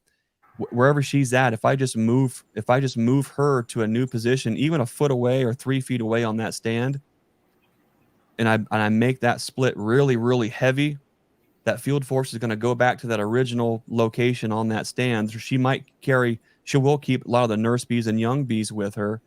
But for me, I can't tell you how many splits we've made just by doing that, and then dropping a queen cell in as soon as we do, and as soon as we split the boxes and the lids are cracked and open, drop the queen cell. That's what we primarily do. And we don't have to go back and tear down any kind of queen cells. They don't have time to make queen cells because they've got another queen that's emerging, within 2 days of doing that. But I don't know exactly why it takes 24 hours, but it does seem that when you're introducing queen cells, that if I were to have, what I couldn't do, what I can't do, what I haven't figured out how to do, is to take a virgin queen who just hatched and to put into a split immediately. Whether it's her pheromone or that scent that they're passing around through each other, there has to be, it seems, some amount of time to pass before that is no longer circulating through the colony. So the 24-hour period, I think, has a lot to do with that. Introducing another mated queen within a cage, I think, is even trickier on that time frame. And that's where 1 to 3 days away from that split probably makes a little bit more sense. 24 hours is I think probably for the most part is definitely safe for a queen cell. To add a mated queen, we've done that too, and it works. But I think when we get into that 3 days queenless to 5 day range, there seems to be a lot higher take. No one's getting balled inside of their cage.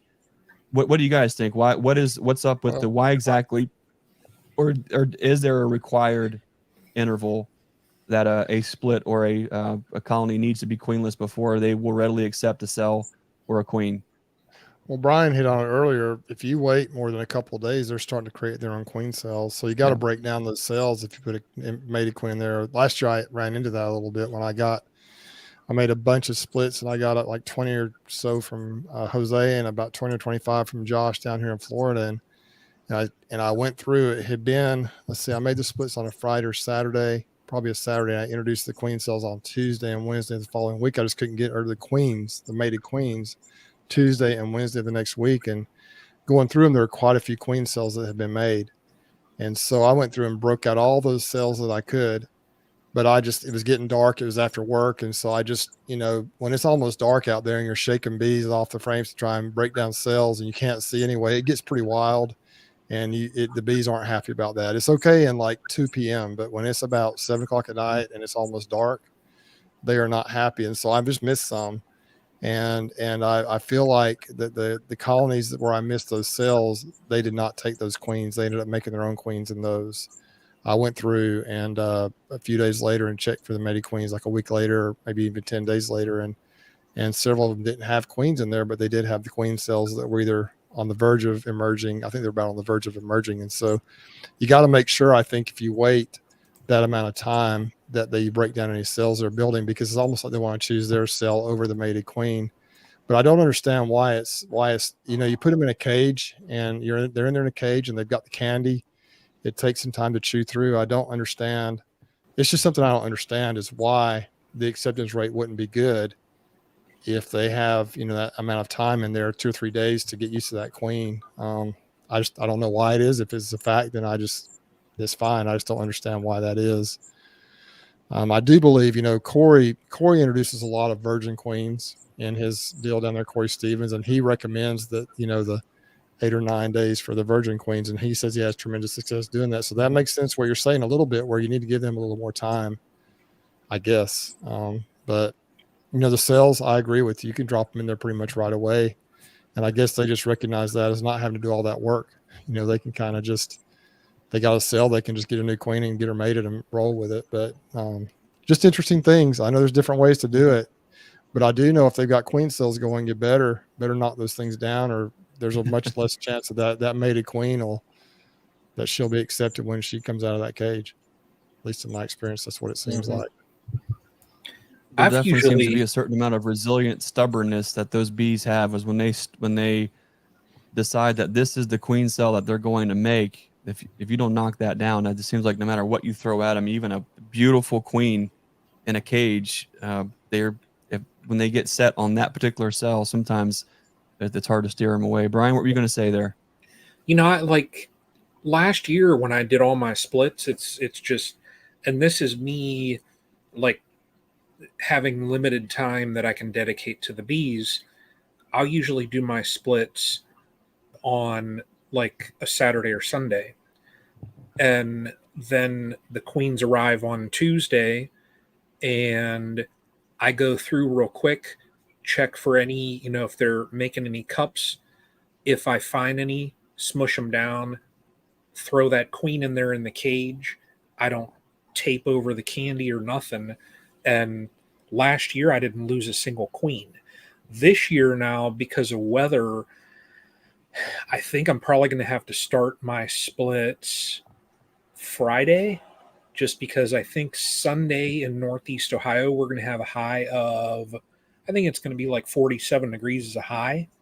So I've got to kind of move some things up a little bit, but it's just like Bruce said, you got to be diligent in, if you're setting up those splits and you're letting them go for a couple days, you got to go through and check them, check them for any cups, any cells. Cause if they're working on, their own, which do you think they're going to prefer, that one that you spent money on or theirs? Right. So, that's all. But I mean, it's just at my scale, I can afford to spend that time, like me, I'm going to do 8 splits. How long do you think it's going to take me to go through and check 8 splits? Won't take me long at all. Versus if Bruce is doing it down and he splits, even like when he was with Seth, you go through and you make 100 splits, you need it to be easy,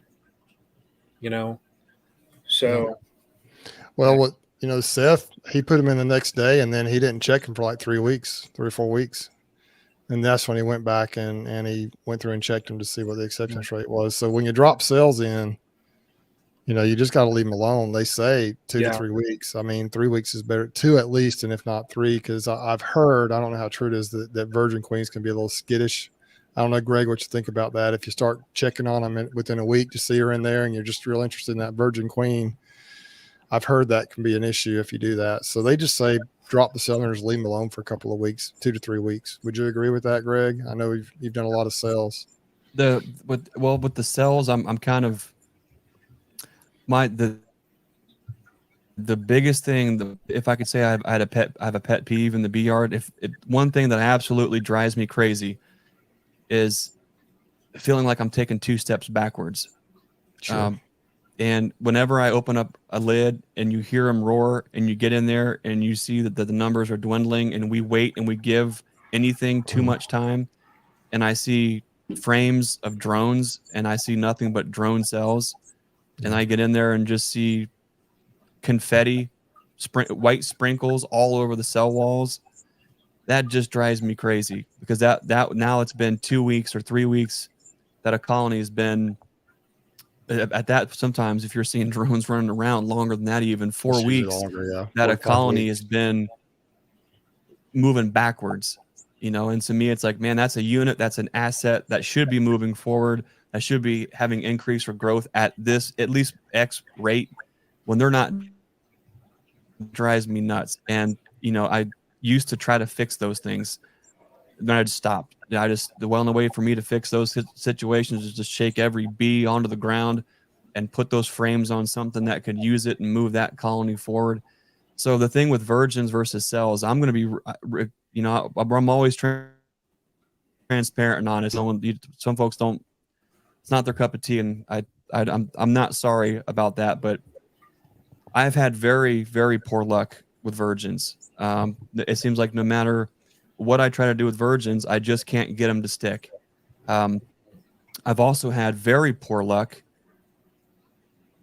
with VSA in the past, but this year, rather than just completely write it off, what I decided to do was invest in the work that Corey Stevens is doing, and buy a bunch of virgin queens from Corey that he's going to ship out probably next month. And we'll go through exactly how Corey prefers to have virgins introduced, and I'm going to do it exactly that way. And maybe I have better luck doing it. Maybe it's just operator error. I hope it is. I make a lot of mistakes. I guarantee it. And maybe my experience with virgins in the past have been that too. But it seems like no matter how long I let them go queenless, no matter how or where I walk them in, how or with or if I descent them, if I put them into a cage or not, it just seems as though for whatever reason the take rate is so poor that eventually what happened for me is if my grafting was off or life got busy and I was 6 hours late to the incubator to pull cells and I've got virgins, I dispatch them. I don't even fool with the effort of trying to put them into a colony, because the take rates that I have ends up putting those colonies so far back, I just don't even fool with it. So what I tried to do is be more deliberate, and to use Bruce's word, intentional with my timing and the graft things in there. And then the take rates were way, way better, right through the roof. So I haven't found the knack for virgin queens. And I'm not saying you can't have the knack or that there isn't a knack, because obviously there is. But for me, in what we're doing, it hasn't been a tool in the toolbox. You know, this year, after bringing a bunch of Corey's virgins in, my goal with those is to mate those within our mating yards with our drones, and then move those mated queens out of the picture completely. Totally get them out of our operation and move them to out yards where we can just observe what they do and see any of those traits that a lot of folks talk about. See if they actually pan out, see which ones do. And maybe out of 40 of those, we'll find 1 or 2 that has the traits we're looking for. And maybe we can start breeding and grafting off of those and seeing if any of those traits follow down to the F2s and 3s and so on. It was one of those things. I believe in Corey and what he's doing, and I believe in anyone trying to do better and keep genetics moving in a forward direction. So just because I haven't had good luck doing it, or the genetic of VSH that I had in the past were complete failures, doesn't mean I'm not going to keep trying. And I thought, well, I'm going to put my money where my mouth is, and let's do it. Yeah. What about when Bruce? The virgin thing is going to get real quick here. Yeah. What about when you drop cells in though? How do you typically wait a couple of weeks, like when you drop the cells in, before you check the queens to see if they're mated or not? Nope. 7 days at the longest. I'm back in there and I'm making sure, because a couple things once we're tuning into those colonies, I need to make adjustments quickly. So when I drop a cell, I know when the cell should hatch within half of a day easily. So if I give it a little bit more time past that, even let's say within a mating window, my very first checks will be right about where I think to see eggs. So 7 days, I'm typically in there taking a look to see what's going on. If I get in there and the colony's roaring and they're skittery and they're jumping off the frames, something's wrong. And I'm not even looking any further. I'm dropping another cell right in there. We keep on a grafting cycle to where if we see that, no problem. It's a cheap insurance policy. So I do get in there and check. I can't wait 2 or 3 weeks to see what they do, because it doesn't take those knuckleheads long when things aren't going the way that I want it to, for them just to say, okay, well, hey, maybe we'll start laying, or they'll start going there, or we just start losing production. So I try to get in there a little bit sooner to keep them moving forward a little faster. That's a great, I guess in your situation, you have to do that. I typically wait a little while, and it kind of nipped me in the tail this year when I ended up with a few colonies that had drone layers in there. So, man, so many things to talk about, so many different ways to do things. It's crazy. It's already been almost 2 hours. We've been on here for 2 hours, and I feel like we're just scratching the surface of it. But, Bruce, to be clear, what we're doing with cells, while the concepts and the methodology is very similar, the why is different. When I'm dropping so many cells, I'm dropping cells into mating nukes. I'm not waiting on what the mating nuke took, right? If you're making a split and it's an out yard and it's that kind of a situation and it's a big box of bees and you're doing it in, that's a lot different than if it's a 3-frame split that you're just getting a queen to come back on. That's a lot different. There was a couple questions here that I wanted to get to before we jump off here. One of them was from our buddy Stan at Texas Friendly Beekeepers, and he asks, For the long trips with nukes, what do folks do to make sure there is adequate ventilation? The golden rule with nukes or packages or any transport is to keep them rascals out of the trunk. There's so many folks want to put bees in because they don't want them up, in the cab or where they're at, and I get that. But last time we checked, there's not a lot of trunks that have real good ventilation. They're just hot boxes, and it seems like no matter what you do, that's not a good place to put a nuke or a package. If you're worried about the bees getting out of the nuke, then we all bag right around the nuke inside the cab. If you're comfortable, the bees are comfortable. When we have folks that are driving like 14 and 16 hours and they're picking up 20 or 30 nukes, or some are driving that far to pick up 1 or 2 nukes, we make sure that we have a box that can breathe, whether it's something like a gesture box, a wood box that we build with extra ventilation in it. We just make sure that the box can breathe, that they can get air.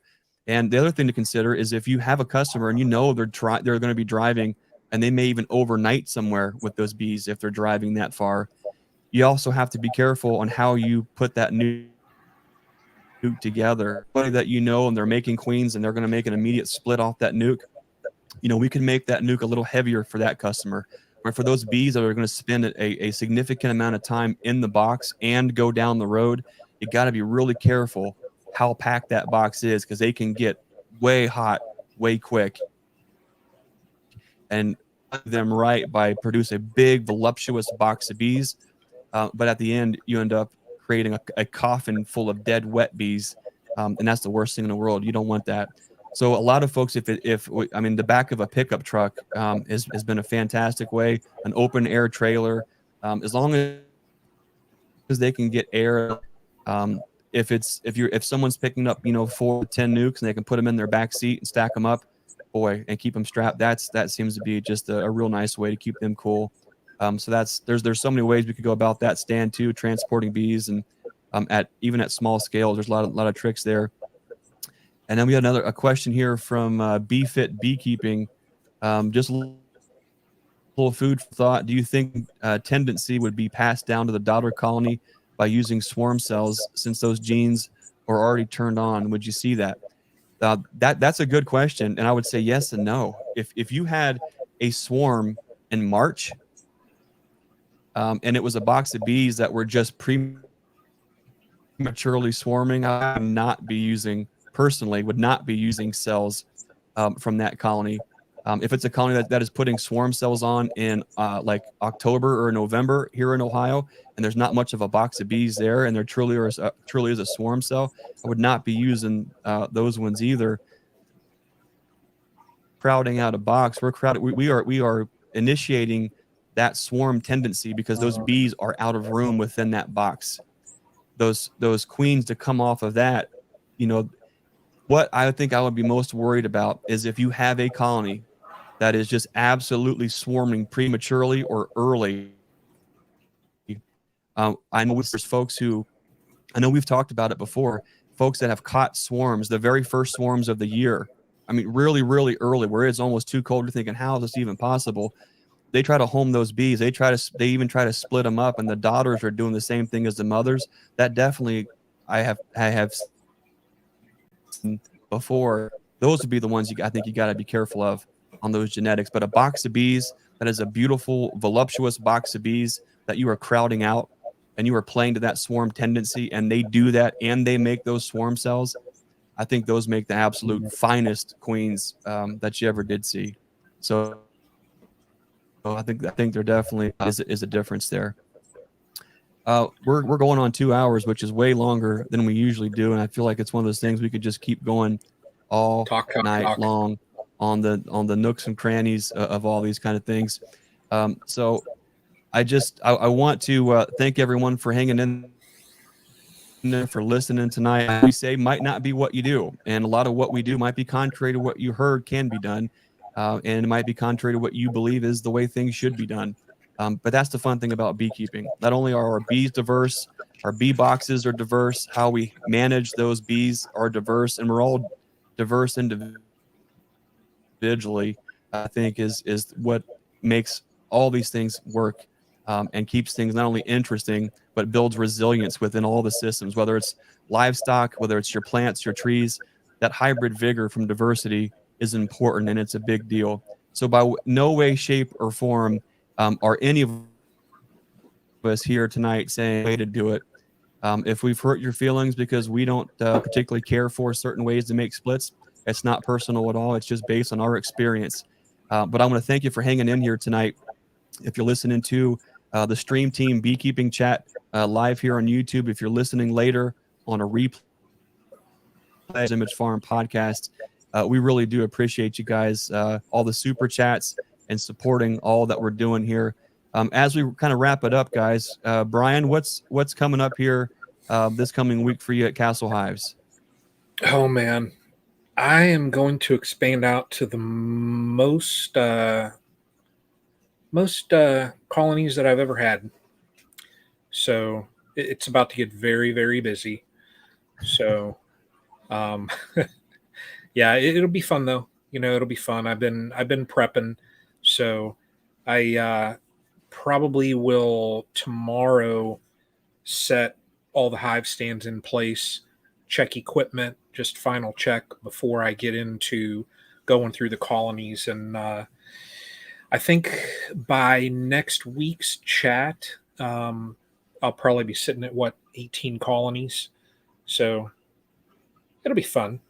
Some people are like 18, we've got Ian on here. He's like, I've got, people with these thousands and that, but for me, 18 is, that's a lot. So in my context. That's awesome. Bruce, what about you? What's coming up in the week to come here? Man, we got the bees back from California Saturday night. And I didn't do a video on that really. It was raining. It was miserable. It was quite the story. The spot we had picked for the trucker to drop the hives off was too muddy because a big monsoon came through right before he got there. So we went to another spot and it was late, but I got to get in them. I got to see how they're doing. I peeked in on them Monday and I'm going to try to get a video out soon on that. Rough year on the bees in California this year. It was just raining a lot. It was cold a lot. And they're really light right now. And I think we have 4 dead outs, which is not bad out of 52. We had 6 or 7 weak ones, and the rest are either medium or very strong, but they're light. And so we've got a flow kicking in right now, and hopefully I'll kick them into gear. But I'm going to get in those bees Friday and Saturday and just see what they're doing, really kind of go through them, may put some Formic Pro in there if the ones that are strong enough, and just roll with it and see what happens. So I'm going to be real busy doing that. And just kind of, I've been spending the last couple of weeks checking on all my other colonies for the most part and getting them ready so I could, be ready to hit the pollination bees here. And then we're going to start stacking supers and hope to get some honey. And so that's what we're doing. And I've got the intentional beekeeping going on the channel, the little podcast thing. And I've got a few interviews I'm working on, and dropped one from the Bush Bee Man in Australia. Just dropped last night. That was a lot of fun with Mark down there, him and his son, John. So if you get a chance to watch it, it's a little different in Australia, but it's a lot the same, They're concerned about the burrow coming in down there. It hasn't hit his spot yet, but it's working its way down there, and they're really worried about the mites coming down that way. So very interesting video. I got some other stuff in the works, but beekeeping, we're going to get the pollination bees hopefully set up and rolling, and then just see how we do with the honey flow. Awesome. Nice. Well, I think we're getting to that time of year where it's going to get just absolutely insane all over the country, and it's going to be full on for everybody at the same time. It's interesting, because you've got, we see all the guys down in Georgia and Alabama and Florida. It starts way earlier. Then eventually we get caught up, and then we get going, and then there's a little bit of a time where it's prime time for all of us, right? And then by the time that we are in the depth of prime time, Bruce is in maybe a slight dearth, and they're in a little holding pattern, and it's kind of a mode as we kind of go. But it's fun to be, to know that when we crack in these lids and go into these boxes that, at the same time, even down in Dothan, you know, Bruce is looking and could be at the same time looking at a frame of bees and appreciating the brood patterns and is this coming in, is that coming in. We're doing the same thing up in Ohio and in different parts. It's just fun where no matter where we are in the country, there's a bunch of us at the same time in our bees, just loving it, enjoying it, and just appreciating that blessing that God's given us to woke us up this morning, put us on our own 2 feet with hive tool in hand. That's a pretty good place to be. And today I know I've been real thankful for that. I'm real thankful for all the folks who spend time with us and listen to us just blab on and share our experiences with the bees. We say it a lot. There's no right way or wrong way. There's the way that works for you and your bees in your context. And so I would encourage folks to just keep doing you. Whatever is working for you and your bees, keep doing it. If it ain't broke, don't fix it. And always be open-minded to learn how to do something a little different or to throw some ideas around. And don't be afraid to challenge yourself and challenge your thinking and to challenge your methods, because a lot of times we get too comfortable. When we get too comfortable, we get complacent. And when we get complacent, we get humbled. I've been there. I know Bruce has been there, and I know Brian's been there too. So always keep that open mind, that open heart, but just enjoy it. Love what you're doing. I think that's a. I want to thank Alyssa Kohler for the super sticker. Thanks a lot. I really appreciate all you guys, what you've done for us all. Here coming up at the farm, you know, it's been a tremendous outpouring so far with the learning yard. It's been amazing come in for the first time to just learn about bees, talk about bees, fellowship, and crack lids together and just share that beekeeping experience with each other. It's been awesome. We're looking forward to learning yards every other Saturday throughout the rest of the year. We're sold out on nukes. We're just about sold out on our second package run, and we're nearing getting sold out on our queens, getting into the thick of summer. And there's no way that could be possible if it wasn't for folks like Bruce and Brian and the folks that are listening, the folks that are picking up the phone and calling and asking questions or shooting messages. We appreciate you guys. This is what we feed our family. And so for you guys to take the time and to trust us with the future of your apiary is a big deal. And from all of us here at the Burns family, we just want to say thanks for making it possible for us to live out this dream of beekeeping for a living. You guys are awesome. We have been really behind on YouTube videos. And I would say I'm sorry, but we're just been so busy keeping bees and working at the shop and keeping things moving forward. We just haven't been able to do that. You know, as with anything else, for everything, there is a time and a season. And right now it's time for us to be hive tool in hand and not keyboard in hand. And hopefully we get caught up and we have more time to get those things out. A lot of great interviews from Hive Life, including there's a lot of great interviews. A couple that I'm really excited to get out is one talking with Ian Stepler about how is there such thing as balance with family and work? How do you achieve that? What does that even look like? That was a great conversation with Ian. Looking forward to getting that one out. And also a fun talk with Greg Rogers at Hive Life. That was a lot of fun too. Learned a lot from Greg. A lot of great interviews that came right out of the Honey in the Hills conference in West Virginia, including Dr. Robin Underwood and also Dr. Humberto. It was awesome to be able to it's incredible to share this beekeeping experience and journey with so many folks, no matter where they're coming from with it. There's always something to learn, and I'm really excited about that. So the weeks to come, man, they're going to be jam-packed from Bruce and from Brian. We hope to get some videos out too. But I just want you guys to know how grateful and thankful we are for everybody. If you get tired of us saying thank you, I'm not sorry, because we can never say thank you enough for what you guys have done for us. On that note, fellas, whose channel is it on next week? It's on Brian. Same bat time, same bat channel, 8 p.m. Eastern, next Wednesday on the Castle Hives YouTube channel. Stay tuned. Looking forward to that. As always, I want to remind you to be the lighthouse and to be the change you want to see in this world. We'll see you next time. Thanks for watching.